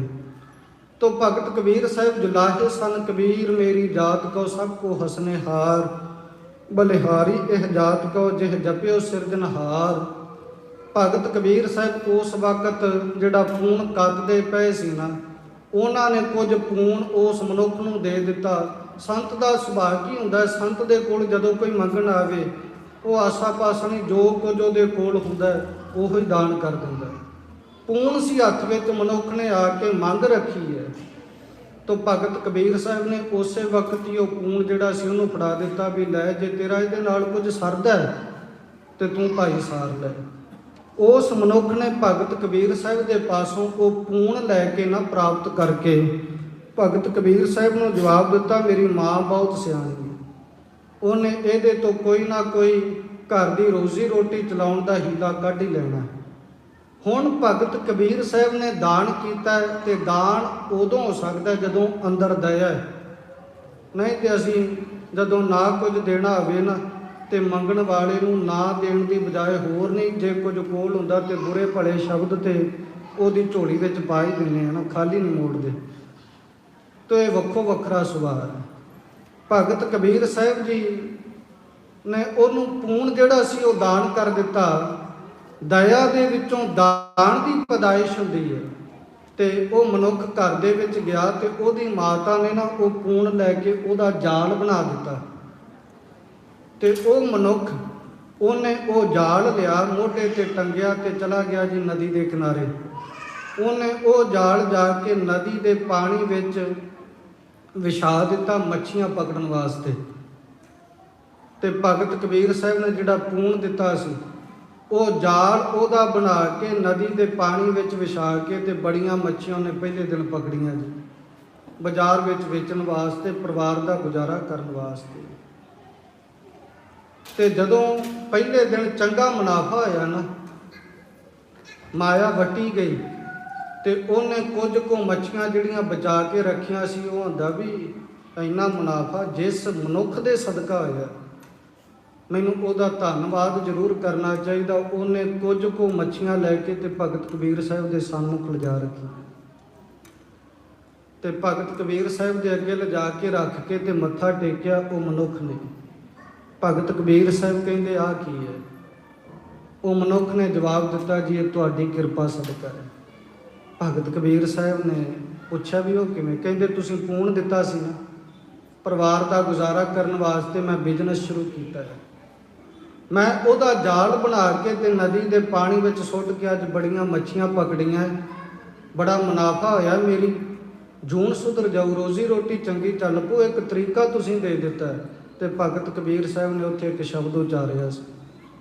ਜਦੋਂ ਤੁਸੀਂ ਗੁਰਬਾਣੀ ਵਿੱਚੋਂ ਸ਼ਲੋਕ ਪੜ੍ਹਦੇ ਹੋ ਨਾ, ਭਗਤ ਫਰੀਦ ਸਾਹਿਬ ਦੇ, ਭਗਤ ਕਬੀਰ ਸਾਹਿਬ ਦੇ, ਗੁਰਬਾਣੀ ਵਿੱਚ ਓਨੀ ਬਾਣੀ ਦਰਜ ਹੈ ਜਿੰਨੀ ਸਤਿਗੁਰਾਂ ਨੂੰ ਪ੍ਰਵਾਨ ਸੀ। ਬਹੁਤਾਤ ਵਿੱਚ ਭਗਤ ਕਬੀਰ ਸਾਹਿਬ ਦੇ, ਭਗਤ ਫਰੀਦ ਸਾਹਿਬ ਦੇ, ਭਗਤ ਰਵਿਦਾਸ ਜੀ ਦੇ, ਤਕਰੀਬਨ ਹੀ ਸਾਰੇ ਭਗਤਾਂ ਦੇ ਬਹੁਤ ਸ਼ਬਦ ਤੁਹਾਨੂੰ ਗੁਰਬਾਣੀ ਵਿੱਚੋਂ ਬਾਹਰ ਵੀ ਮਿਲ ਜਾਣਗੇ ਜਿਹੜੇ ਗੁਰੂ ਗ੍ਰੰਥ ਸਾਹਿਬ ਦੀ ਬਾਣੀ ਵਿੱਚ ਦਰਜ ਨਹੀਂ ਹੈ। ਤੋਂ ਭਗਤ ਕਬੀਰ ਸਾਹਿਬ ਨੇ ਉੱਥੇ ਇੱਕ ਦੋਹਾ ਉਚਾਰਨ ਕੀਤਾ ਸੀ ਜੀ, ਉਸ ਮਨੁੱਖ ਦਾ ਇਹ ਕਰਮ ਵੇਖ ਕੇ ਮੱਥੇ ਤੇ ਹੱਥ ਮਾਰ ਕੇ ਭਗਤ ਕਬੀਰ ਸਾਹਿਬ ਕਹਿੰਦੇ, ਕਬੀਰ ਪਾਪੀ ਕੋ ਦੋਜਕ ਨਹੀਂ, ਧਰਮੀ ਦੋਜਕ ਜਾਏ, ਐਸੇ ਹਿਰਦੈ ਵਿਚਾਰ ਕੇ ਮਤ ਕੋ ਧਰਮ ਕਮਾਏ। ਭਗਤ ਕਬੀਰ ਸਾਹਿਬ ਕਹਿੰਦੇ ਤੇਰੇ ਵਰਗੇ ਮਨੁੱਖਾਂ ਕਰਕੇ ਕਈ ਬੰਦੇ ਧਰਮ ਤੋਂ ਬੇਮੁਖ ਹੋ ਜਾਂਦੇ। ਉਹ ਮਨੁੱਖ ਕਹਿੰਦਾ ਕਿਉਂ? ਭਗਤ ਕਬੀਰ ਸਾਹਿਬ ਨੇ ਜਿਹੜਾ ਦੋਹਾ ਉਚਾਰਿਆ ਨਾ, ਕਬੀਰ ਪਾਪੀ ਕਉ ਦੋਜਕ ਨਹੀਂ, ਕਲਯੁਗ ਦੇ ਵਿੱਚ ਕਈ ਵਾਰ ਬੰਦਾ ਧਰਮ ਕਮਾਉਂਦਾ ਇਹਨਾਂ ਗੱਲਾਂ ਕਰਕੇ ਪਿਛਾਂਹ ਹਟ ਜਾਂਦਾ। ਅੱਜ ਕਈ ਵਾਰ ਦਾਨ ਕਰਦਿਆਂ ਇਸ ਕਰਕੇ ਨਹੀਂ ਦਾਨ ਕਰਨ ਨੂੰ ਜੀ ਕਰਦਾ ਵੀ ਇਹ ਮਾਇਆ ਸਹੀ ਜਗ੍ਹਾ ਤੇ ਜਾਊ ਕਿ ਨਾ। ਭਗਤ ਕਬੀਰ ਸਾਹਿਬ ਕਹਿੰਦੇ ਪਾਪੀ ਕਉ ਦੋਜਕ ਨਹੀਂ, ਕਲਯੁਗ ਦੇ ਵਿੱਚ ਸਾਰਾ ਕੁਝ ਉਲਟ ਹੋ ਜਾਊਗਾ। ਕੀ ਕਹਿੰਦੇ? ਪਾਪੀ ਬੰਦੇ ਨੂੰ ਦੋਜ਼ਕ ਦਾ ਮੂੰਹ ਨਹੀਂ ਵੇਖਣਾ ਪੈਣਾ, ਦੋਜ਼ਕ ਤੋਂ ਭਾਵ ਨਰਕ। ਕਬੀਰ ਪਾਪੀ ਕੋ ਦੋਜ਼ਕ ਨਹੀਂ, ਪਾਪੀ ਬੰਦੇ ਨੂੰ ਨਰਕ ਜਾਣ ਦੀ ਲੋੜ ਨਹੀਂ। ਕੌਣ ਨਰਕਾਂ 'ਚ ਜਾਊਗਾ ਕਲਯੁਗ 'ਚ? ਕਹਿੰਦੇ ਧਰਮੀ ਦੋਜ਼ਕ ਜਾਏ। ਧਰਮੀ ਬੰਦਾ ਜਿਹੜਾ ਹੈ ਉਹ ਧਰਮ ਕਮਾ ਕੇ ਵੀ ਦੋਜ਼ਕ ਨੂੰ ਜਾਊਗਾ। ਐਸੇ ਹਿਰਦੈ ਵਿਚਾਰ ਕੇ ਮਤ ਕੋ ਧਰਮ ਕਮਾਏ। ਕਲਯੁਗ 'ਚ ਬਹੁਤੇ ਲੋਕ ਇਦਾਂ ਦੀ ਵਿਚਾਰ ਮਨ ਵਿੱਚ ਧਾਰਨ ਕਰਕੇ ਧਰਮ ਤੋਂ ਬੇਮੁਖ ਹੋ ਜਾਣਗੇ, ਸਿਰਫ ਤੁਹਾਡੇ ਕਰਕੇ। ਭਗਤ ਕਬੀਰ ਸਾਹਿਬ ਕਹਿੰਦੇ ਤੈਨੂੰ ਕੌਣ ਦਿੱਤਾ ਸੀ ਤੇ ਤੂੰ ਉਹਦੇ ਨਾਲ ਪਰਮੇਸ਼ਰ ਦੇ ਪੈਦਾ ਕੀਤੇ ਹੋਏ ਕਈ ਜੀਵ ਜਿਹੜੇ ਉਹਨਾਂ ਦੀ ਹੱਤਿਆ ਕਰਕੇ ਤੇ ਉਹ ਪਾਪ ਮੇਰੇ ਸਿਰ ਲੈ ਆਂਦਾ ਹੈ ਨਾ, ਕਿਉਂਕਿ ਪਾਪਾਂ ਦੇ 5 ਭਾਗੀਦਾਰ ਮੰਨੇ ਕਦੇ ਸਮਾਂ ਪ੍ਰਾਪਤ ਹੋਇਆ ਇਸ ਵਿਸ਼ੇ ਤੇ ਵਿਸਤਾਰ ਕਰਾਂਗੇ ਕਿ ਉਹ 5 ਕਿਹੜੇ ਸਨ। ਭਗਤ ਕਬੀਰ ਸਾਹਿਬ ਕਹਿੰਦੇ ਵੀ ਉਹ ਪੂਣ ਤੇ ਮੇਰੇ ਤੋਂ ਲੈ ਕੇ ਗਿਆ ਨਾ, ਤੇ ਮੁੱਢ ਤੇ ਇੱਥੋਂ ਵੱਜਾ, ਨਾ ਮੈਂ ਤੈਨੂੰ ਪੂਣ ਤੇਰੇ ਮੰਗਣ ਤੋਂ ਦਾਨ ਕਰਦਾ, ਨਾ ਤੂੰ ਘਰ ਲਿਜਾਂਦਾ, ਨਾ ਤੇਰੀ ਮਾਂ ਉਹਦਾ ਜਾਲ ਬਣਾ ਕੇ ਦਿੰਦੀ, ਨਾ ਤੂੰ ਉਹਨੂੰ ਨਦੀ ਦੇ ਕਿਨਾਰੇ ਲੈ ਕੇ ਜਾਂਦਾ, ਨਾ ਮੱਛੀਆਂ ਉਹ ਜਾਲ 'ਚ ਫਸਦੀਆਂ, ਨਾ ਮਰਦੀਆਂ, ਤੇ ਨਾ ਕਹਿੰਦੇ ਆ ਪਾਪ ਮੇਰੇ ਸਿਰ ਚੜ੍ਹਦਾ, ਪਰ ਇਹਦਾ ਲੇਖਾ ਹੁਣ ਕੌਣ ਦੇਊਗਾ? ਸੋ ਇਸ ਕਰਕੇ ਅਕਾਲ ਪੁਰਖ ਵਾਹਿਗੁਰੂ ਵਿੱਚ, ਗੁਰੂ ਦੇ ਵਿੱਚ ਇਹ ਤਾਕਤ ਹੈ। ਬਨ ਬੱਕਰੀ ਸੀ ਹੋ ਹਟਾਇਆ, ਉਹ ਇਹੋ ਜਿਹੇ ਗੁਣਾਂ ਨੂੰ ਇੱਕ ਜਗ੍ਹਾ ਤੇ ਇਕੱਤਰ ਕਰ ਦਿੰਦਾ ਹੈ। ਭਾਈ ਕਨ੍ਹਈਆ ਜੀ ਨੇ ਦਇਆ ਦੀ ਪਰਿਭਾਸ਼ਾ ਦੇ ਦਿੱਤੀ ਵੀ ਇਦਾਂ ਵੀ ਦਇਆ ਕਮਾਈ ਜਾ ਸਕਦੀ ਹੈ, ਪਰ ਕਲਯੁਗ ਦੇ ਵਿੱਚ ਧਰਮ ਕਮਾਉਣਾ ਔਖਾ ਬਹੁਤ ਹੈ, ਪਰ ਥੋੜੇ ਸਮੇਂ ਦਾ ਕਮਾਈ ਦਾ ਫਲ ਬਹੁਤਾਤ ਰੂਪ ਵਿੱਚ ਪ੍ਰਾਪਤ ਹੁੰਦਾ ਹੈ, ਬਹੁਤ ਫਲ ਪ੍ਰਾਪਤ ਹੁੰਦਾ ਹੈ। ਸੋ ਇਸ ਤਰੀਕੇ ਦੇ ਨਾਲ ਜਦੋਂ ਕਲਗੀਧਰ ਪਾਤਸ਼ਾਹ ਪੰਥ ਦੀ ਸਾਜਨਾ ਕਰਦੇ ਪਏ, ਗੁਰੂ ਨਾਨਕ ਸਾਹਿਬ ਦੁਆਰਾ ਰੱਖੀ ਹੋਈ ਸ਼ਬਦ ਦੀ ਨੀਂਹ ਤੋਂ ਅੱਜ ਪੰਥ ਦੀ ਨੀਂਹ ਰੱਖੀ ਜਾ ਰਹੀ ਹੈ, ਤੇ ਦੋ ਚੀਜ਼ਾਂ ਨੂੰ ਕਿਵੇਂ ਇਕੱਤਰ ਕਰ ਦਿੱਤਾ? ਬੱਕਰੀ ਤੇ ਸ਼ੇਰ ਇਕੱਠੇ ਨਹੀਂ ਰਹਿ ਸਕਦੇ। ਸ਼ੇਰ ਸਾਹਮਣੇ ਬੱਕਰੀ ਆਵੇਗੀ ਤੇ ਸਤਿਗੁਰਾਂ ਦੀ ਅੱਜ ਦੀ ਮੁੱਖ ਵਾਕ ਦੇ ਵਿੱਚ ਜੋ ਅਰਥ ਮਹਾਰਾਜ ਨੇ ਰੱਖੇ ਉਹਦੇ ਮੁਤਾਬਕ ਤੇ ਮਰ ਜਾਣਾ ਚਾਹੀਦਾ ਬੱਕਰੀ ਨੂੰ, क्योंकि शेर बकरी ਨੂੰ ਪਾਲਣ ਦੀ ਬਜਾਏ ਖਾਣ ਦੀ ਸਮਰੱਥਾ ਰੱਖਦਾ ਹੈ। ਪਰ ਕਲਗੀਧਰ ਪਾਤਸ਼ਾਹ ਮਹਾਰਾਜ ਜਦੋਂ ਇੱਕ ਸ਼ਾਸਤਰਧਾਰੀ ਪੰਥ ਦੀ ਸਾਜਨਾ ਕਰਦੇ ਪਏ ਤੇ ਪਹਿਲਾ ਸਿੱਖ ਆਇਆ ਸਾਹਮਣੇ ਦਇਆ। ਕਮਾਲ ਦੀ ਗੱਲ, ਇੱਕ ਪਾਸੇ ਮਹਾਰਾਜ ਤਲਵਾਰ ਦੇ ਰਹੇ ਤੇ ਦੂਜੇ ਪਾਸੇ ਤਲਵਾਰ ਕਿਹਨੂੰ ਫੜਾ ਰਹੇ? ਦਇਆ ਨੂੰ, ਦਇਆ ਸਿੰਘ ਨੂੰ। ਮਹਾਰਾਜ ਕਹਿੰਦੇ ਜ਼ਰੂਰੀ ਤਾਂ ਨਹੀਂ ਗਾ ਸ਼ਸਤਰ ਰੱਖ ਕੇ ਹਿੰਸਾ ਹੀ ਕਰਨੀ, ਸ਼ਸਤਰ ਰੱਖ ਕੇ ਦਇਆ ਵੀ ਤੇ ਜੀਵਾਂ ਤੇ ਕੀਤੀ ਜਾ ਸਕਦੀ ਹੈ। ਤਾਂ ਹੀ ਅਸੀਂ ਰਹਿ ਰਾਸ ਵਿੱਚ ਪੜ੍ਹਦੇ ਹਾਂ, ਗੁਣ ਇਹੋ ਹੋਰ ਨਾਹੀ ਕੋਏ, ਨਾ ਕੋ ਹੁਆ ਨਾ ਕੋ ਹੋਏ। ਜੇ ਇੰਨੀ ਸਮਰੱਥਾ ਹੈ, ਪਾਣੀ ਤੇ ਮਿੱਟੀ ਆਪਸ ਵਿੱਚ ਵਿਰੋਧੀ ਤੱਤ ਹੈ, ਪਰ ਰੱਬ ਨੇ ਇੱਕ ਜਗ੍ਹਾ ਤੇ ਇਕੱਠੇ ਕਰਕੇ ਰੱਖਿਆ ਨਾ। ਆਪੇ ਮਾਟੀ ਆਪ ਜਲ ਪਿਆਰਾ। ਮਿੱਟੀ ਤੇ ਪਾਣੀ ਵਿਰੋਧੀ ਤੱਤ ਹੈ, ਪਾਣੀ ਵਿੱਚ ਮਿੱਟੀ ਪਾਓਗੇ ਖੁਰ ਜਾਊਗੀ, ਪਰ ਪ੍ਰਮਾਤਮਾ ਨੇ ਮਿੱਟੀ ਤੇ ਪਾਣੀ ਨੂੰ ਇੱਕ ਜਗ੍ਹਾ ਤੇ ਕਰਕੇ ਰੱਖਿਆ ਹੈ। ਲੱਕੜ ਤੇ ਅੱਗ ਦਾ ਕੋਈ ਮੇਲ ਨਹੀਂ, ਪਰ ਪ੍ਰਮਾਤਮਾ ਨੇ ਲੱਕੜ ਦੇ ਵਿੱਚ ਕਾਸ਼ਟ ਨੂੰ ਗੁਪਤ ਰੂਪ ਵਿੱਚ ਟਿਕਾ ਕੇ ਰੱਖਿਆ ਹੈ। ਇਸੇ ਤਰੀਕੇ ਨਾਲ ਇੱਕ ਪਾਸੇ ਸ਼ਾਸਤਰ ਤੇ ਦੂਜੇ ਪਾਸੇ ਦਇਆ ਦੀ ਗੱਲ ਜੇ ਕੋਈ ਕਰ ਸਕਦਾ ਹੈ ਤੇ ਉਹ ਕਲਗੀਧਰ ਪਾਤਸ਼ਾਹ ਹੈ। ਉਹ ਦਇਆ ਤੇ ਸ਼ਾਸਤਰ ਦਾ ਸੁਮੇਲ ਇਸ ਢੰਗ ਦੇ ਨਾਲ, ਐਸਾ ਫਲਸਫਾ ਜਿਹੜਾ ਸੀ, ਐਸਾ ਸਿਧਾਂਤ ਉਹਨਾਂ ਨੇ ਕਲਯੁਗ ਦੇ ਸਮੇਂ ਵਿੱਚ ਰੱਖਿਆ ਜਿਹਨੂੰ ਕੱਟ ਕੋਈ ਨਹੀਂ ਸਕਦਾ। ਕਿ ਤਲਵਾਰ ਧਾਰਨ ਕਰਕੇ ਜੀਵਾਂ ਤੇ ਹਿੰਸਾ ਨਹੀਂ, ਤਲਵਾਰ ਧਾਰਨ ਕਰਕੇ ਭਾਈ ਕਨ੍ਹਈਆ ਸਿੰਘ ਵਾਂਗੂ ਦਇਆ ਵੀ ਜੀਵਾਂ ਤੇ ਕੀਤੀ ਜਾ ਸਕਦੀ ਹੈ। ਸੋ ਇਸ ਕਰਕੇ ਅਸੀਂ ਰਹਿ ਰਾਸ ਵਿੱਚ ਪੜ੍ਹਦੇ, ਗੁਣ ਇਹੋ ਹੋਰ ਨਾਹੀ ਕੋਏ, ਨਾ ਕੋ ਹੁਆ ਨਾ ਕੋ ਹੋਏ। ਜੇ ਸਭ ਮਿਲ ਕੇ ਆਖਣ ਪਾਹੇ, ਵੱਡਾ ਨਾ ਹੋਵੇ ਘਾਟ ਨਾ ਜਾਏ। ਸੋ ਇੱਥੇ ਹੀ ਵਿਚਾਰਾਂ ਦੀ ਸਮਾਪਤੀ ਹੈ ਜੀ। ਸਤਿਗੁਰੂ ਮਹਾਰਾਜ ਕਿਰਪਾ ਕਰਨ, ਆਪਣੀ ਪਾਵਨ ਪਵਿੱਤਰ ਬਾਣੀ ਦਾ ਚਰਨਾਂ ਦਾ ਪ੍ਰੇਮ ਪਿਆਰ ਤਮਾਮ ਜੀਆਂ ਨੂੰ, ਸੰਗਤ ਨੂੰ ਬਖਸ਼ਿਸ਼ ਕਰਨ, ਆਪਣੇ ਚਰਨਾਂ ਨਾਲ ਜੋੜ ਲੈਣ। ਖੰਡੇ ਬਾਟੇ ਦੀ ਪਾਹੁ ਪੰਜ ਕਕਾਰਾਂ ਦੇ ਧਾਰਨੀ ਹੋ ਸਕੀਏ। ਸੋ ਹੋਈਆਂ ਭੁੱਲਾਂ ਚੁੱਕਾਂ ਦੀ ਆਪ ਸਰਬੱਤ ਸੰਗਤ ਨੇ ਖਿਮਾ ਬਖਸ਼ ਦੇਣੀ ਦੀ ਅਗਾਂਹ ਵਾਸਤੇ ਸਮਰਥ ਬਖਸ਼ਿਓ। ਬੁਲਾਓ ਫਤਿਹ। ਵਾਹਿਗੁਰੂ ਜੀ ਕਾ ਖਾਲਸਾ, ਵਾਹਿਗੁਰੂ ਜੀ ਕੀ ਫਤਿਹ। ਸਤਨਾਮ ਸ੍ਰੀ ਵਾਹਿਗੁਰੂ ਸਾਹਿਬ ਜੀਓ। ਰਾਮਕਲੀ ਮਹੱਲਾ ਤੀਜਾ। ਆਨੰਦ ਏਕ ਓੰਕਾਰ ਸਤਿਗੁਰ ਪ੍ਰਸਾਦ। ਆਨੰਦ ਭਇਆ ਮੇਰੀ ਮਾਏ, ਸਤਿਗੁਰੂ ਮੈਂ ਪਾਇਆ। ਸਤਿਗੁਰ ਤਾ ਪਾਇਆ ਸਹਿਜ ਸੇਤੀ, ਮਨ ਵਜੀਆ ਵਾਧਾਈਆ। ਰਾਗ ਰਤਨ ਪਰਵਾਰ ਭਰੀਆ, ਸ਼ਬਦ ਗਾਵਣ ਆਈਆ। ਸ਼ਬਦੋਤਾ ਗਾਵਹੁ ਹਰੀ ਕੇਰਾ, ਮਨ ਜਿਨੀ ਵਸਾਇਆ। ਕਹਿ ਨਾਨਕ ਆਨੰਦ ਹੁਆ, ਸਤਿਗੁਰੂ ਮੈਂ ਪਾਇਆ।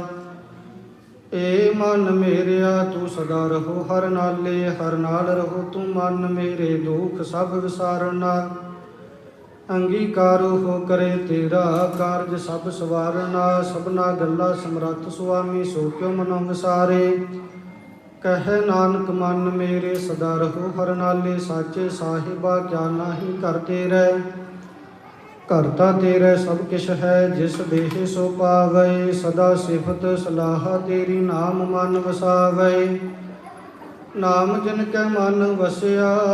ਵਾਜੇ ਸ਼ਬਦ ਕਨੇਰੇ, ਕਹਿ ਨਾਨਕ ਸੱਚੇ ਸਾਹਿਬ ਕਿਆ ਨਾਹੀ ਘਰ ਤੇਰੇ। ਸਾਚਾ ਨਾਮ ਮੇਰਾ ਆਧਾਰ ਹੋ, ਸਾਚ ਨਾਮ ਆਧਾਰ ਮੇਰਾ। ਜਿਨ ਭੁੱਖਾ ਸਭ ਗਵਾਈਆ, ਕਰ ਸਾਤ ਸੁਖ ਮਨ ਆਏ ਵਸਿਆ। ਜਿਨ ਇੱਛਾ ਸਭ ਪੁਜਾਈਆ, ਸਦਾ ਕੁਰਬਾਨ ਕੀਤਾ ਗੁਰ ਵਿਟਹੁ। ਜਿਸ ਦੀਆ ਇਹ ਵਡਿਆਈਆ, ਕਹਿ ਨਾਨਕ ਸੁਨਹੁ ਸੰਤਹੁ। ਸ਼ਬਦ ਧਰਹੁ ਪਿਆਰੂ, ਸਾਚਾ ਨਾਮ ਮੇਰਾ ਆਧਾਰੂ। ਵਾਜੇ ਪੰਚ ਸ਼ਬਦ ਤਿਤ ਘਰ ਸੁਭਾਗੈ, ਘਰ ਸੁਭਾਗੈ ਸ਼ਬਦ ਵਾਜੇ। ਕਲਾ ਜਿਤ ਘਰ ਧਾਰੀਆ, ਪੰਚ ਦੂਤ ਤੁਧ ਵਸ ਕੀਤੇ। ਕਾਲ ਕੰਟਕ ਮਾਰਿਆ, ਧੁਰ ਕਰਮ ਪਾਇਆ ਤੁਧ ਜਿਨ ਕੋ। ਸੇ ਨਾਮ ਹਰਿ ਕੈ ਲਾਗੇ, ਕਹਿ ਨਾਨਕ ਤਹਿ ਸੁਖ ਹੁਆ। ਤਿਤ ਘਰ ਅਨਹਦ ਵਾਜੇ, ਅਨੰਦ ਸੁਨਹੁ ਵਡ ਭਾਗੀ ਹੋ। ਸਗਲ ਮਨੋਰਥ ਪਾਰ ਬ੍ਰਹਮ ਪ੍ਰਭ ਪਾਇਆ। ਉਤਰੇ ਸਗਲ ਦੁਖ ਰੋਗ ਸੰਤਾਪ ਉਤਰੇ। ਸੰਤ ਸਾਜਨ ਭਏ ਸਰਸੇ, ਸੁਨਤੇ ਪੁਨੀਤ ਕਹਤੇ ਪਵਿੱਤ, ਬਿਨਵੰਤ ਨਾਨਕ ਗੁਰ ਚਰਨ ਲਾਗੇ। ਸੁਨਤੇ ਪੁਨੀਤ ਕਹਤੇ ਪਵਿੱਤ, ਬਿਨਵੰਤ ਨਾਨਕ ਗੁਰ ਚਰਨ ਲਾਗੇ। ਵਾਹਿਗੁਰੂ ਜੀ ਕਾ ਖਾਲਸਾ, ਵਾਹਿਗੁਰੂ ਜੀ ਕੀ ਫਤਿਹ। ਤੂੰ ਠਾਕੁਰ ਤੁਮ ਕਹੇ ਅਰਦਾਸ, ਜੀਉ ਪਿੰਡ ਸਭ ਤੇਰੀ। ਤੁਮ ਮਾਤ ਪਿਤਾ ਹਮ ਵਾਰਿਕ ਤੇਰੇ, ਤੁਮਰੀ ਕਿਰਪਾ ਮੈਂ ਤੇ ਤੇਓ। सगल समग्री तुमरै सूतर तारी, तुम ते होए सो। तुमरी गत मित तुम ही जानी, नानक दास।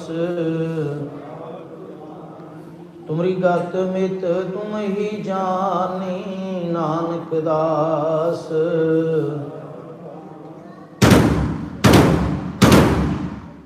तुद आगे अरदास मारी, जियो पिंड सब तेरा। कहु नानक सब तेरी वडियाई, कोई नाम न जाने मेरा। तीने ताप निवारनहारा, दुखंता सुखरास। ताको विघ्न न कोउ लागे, जाकी प्रभ आगे अरदास। अरदास एक ओंकार, श्री वाहिगुरु जी की फतेह। श्री भगवती जी सहाय वार, श्री भगवती जी की पातशाही दसवीं।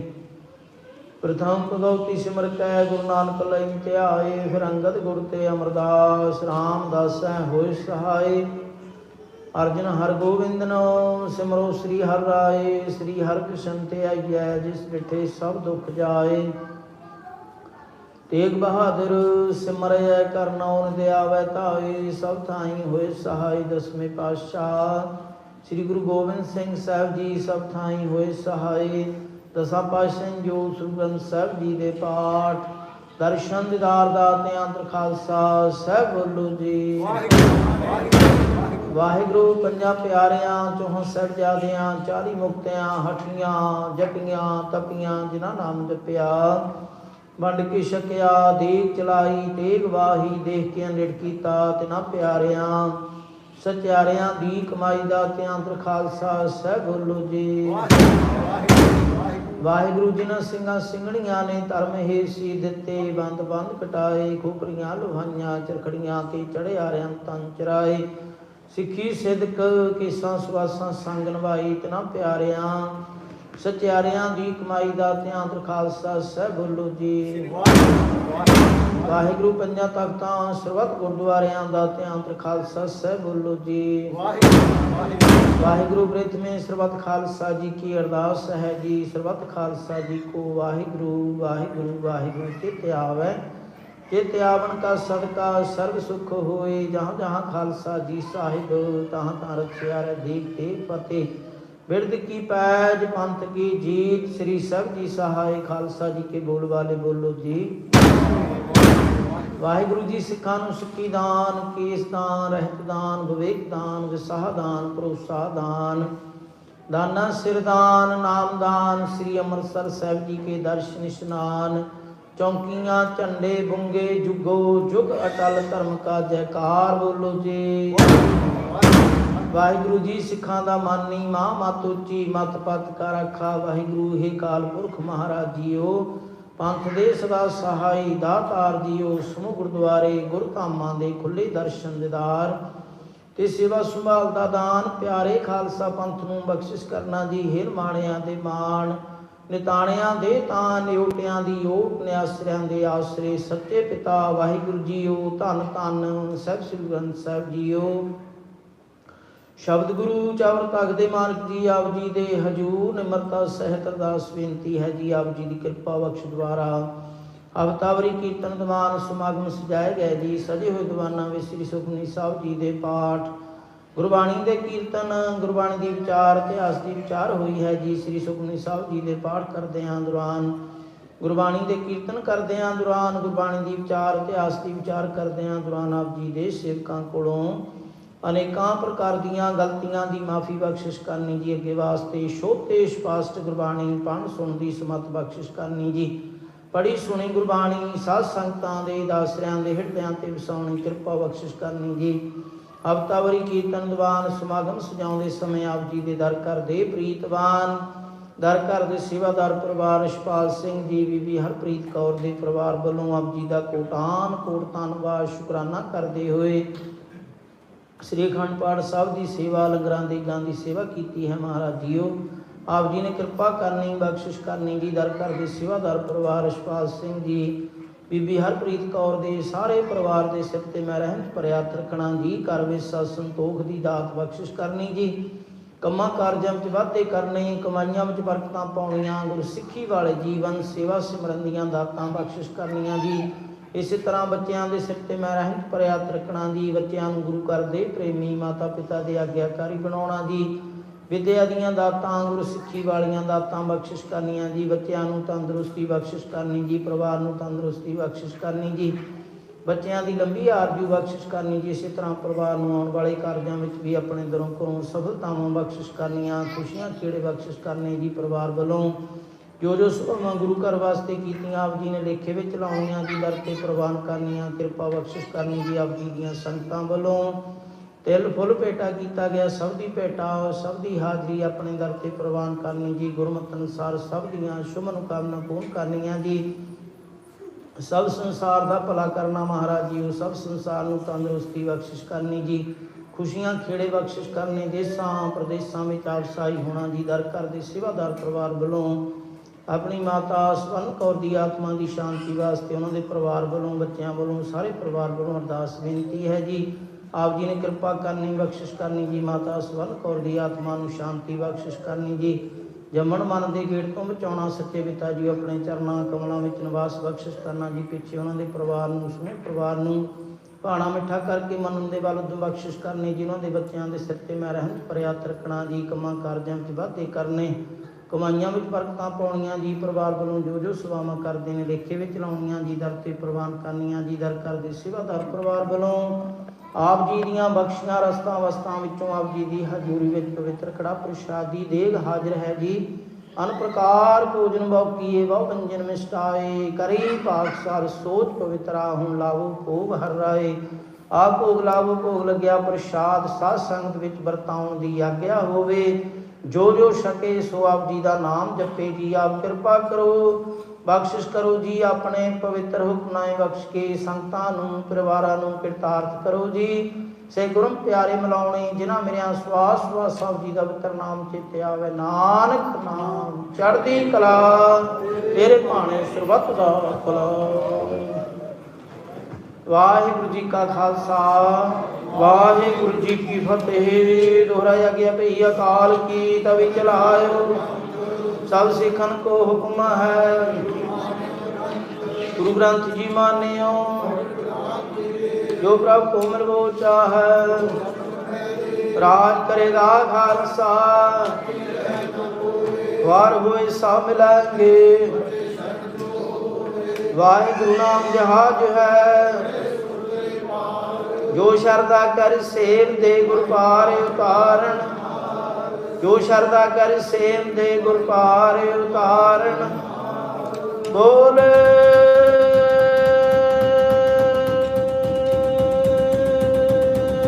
ਸੋ ਨਿਹਾਲ। ਵਾਹਿਗੁਰੂ ਜੀ ਕਾ ਖਾਲਸਾ ਵਾਹਿਗੁਰੂ ਜੀ ਕੀ ਫਤਿਹ।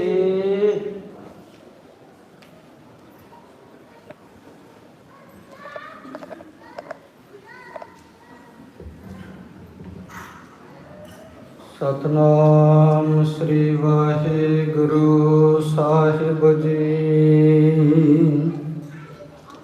ਘਨ ਹਰ ਬੂੰਦ ਬਸਵਰੁ ਮਾਵਲ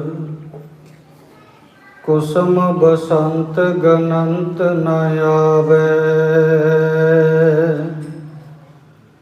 ਰਵ ਸਸ ਕਿਰਨ ਉਦਰ ਸਾਗਰ ਕੋ ਗੰਗ ਤਰੰਗ ਅੰਤ ਕੋ ਪਾਵੇ। ਰੁਦਰ ਧਿਆਨ ਗਿਆਨ ਸਤਿਗੁਰ ਕੇ ਕਬ ਜਨ ਭਲ ਉਨਹਿ ਜੋ ਗਾਵੈ, ਭੱਲੇ ਅਮਰਦਾਸ ਗੁਣ ਤੇਰੇ। ਤੇਰੀ ਉਪਮਾ ਤੋਹੇ ਬਨ ਆਵੈ, ਸੋ ਕਹੋ ਟਲ ਗੁਰ ਸੇਵੀਐ, ਅਹਨਿਸ ਸਹਿਜ ਸੁਭਾਏ। ਦਰਸ਼ਨ ਪਰਸੈ ਗੁਰੂ ਕੈ, ਜਨਮ ਮਰਨ ਦੁਖ ਜਾਏ। ਦਰਸ਼ਨ ਪਰਸੈ ਗੁਰੂ ਕੈ, ਜਨਮ ਮਰਨ ਦੁਖ ਜਾਏ। ਸਤਨਾਮ ਸ੍ਰੀ ਵਾਹਿਗੁਰੂ ਸਾਹਿਬ ਜੀ। ਟੋਡੀ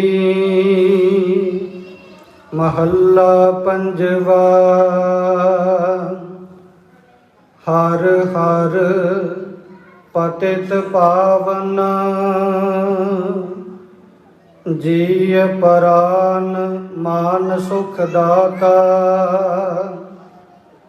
ਅੰਤਰਜਾਮੀ ਮਨ ਕੋ ਭਾਵਨ, ਹਰ ਹਰ ਪਤਿਤ ਪਾਵਨ। ਜੀਅ ਪ੍ਰਾਨ ਮਾਨ ਸੁਖ ਦਾਤਾ। ਅੰਤਰਜਾਮੀ ਮਨ ਕੋ ਭਾਵਨ।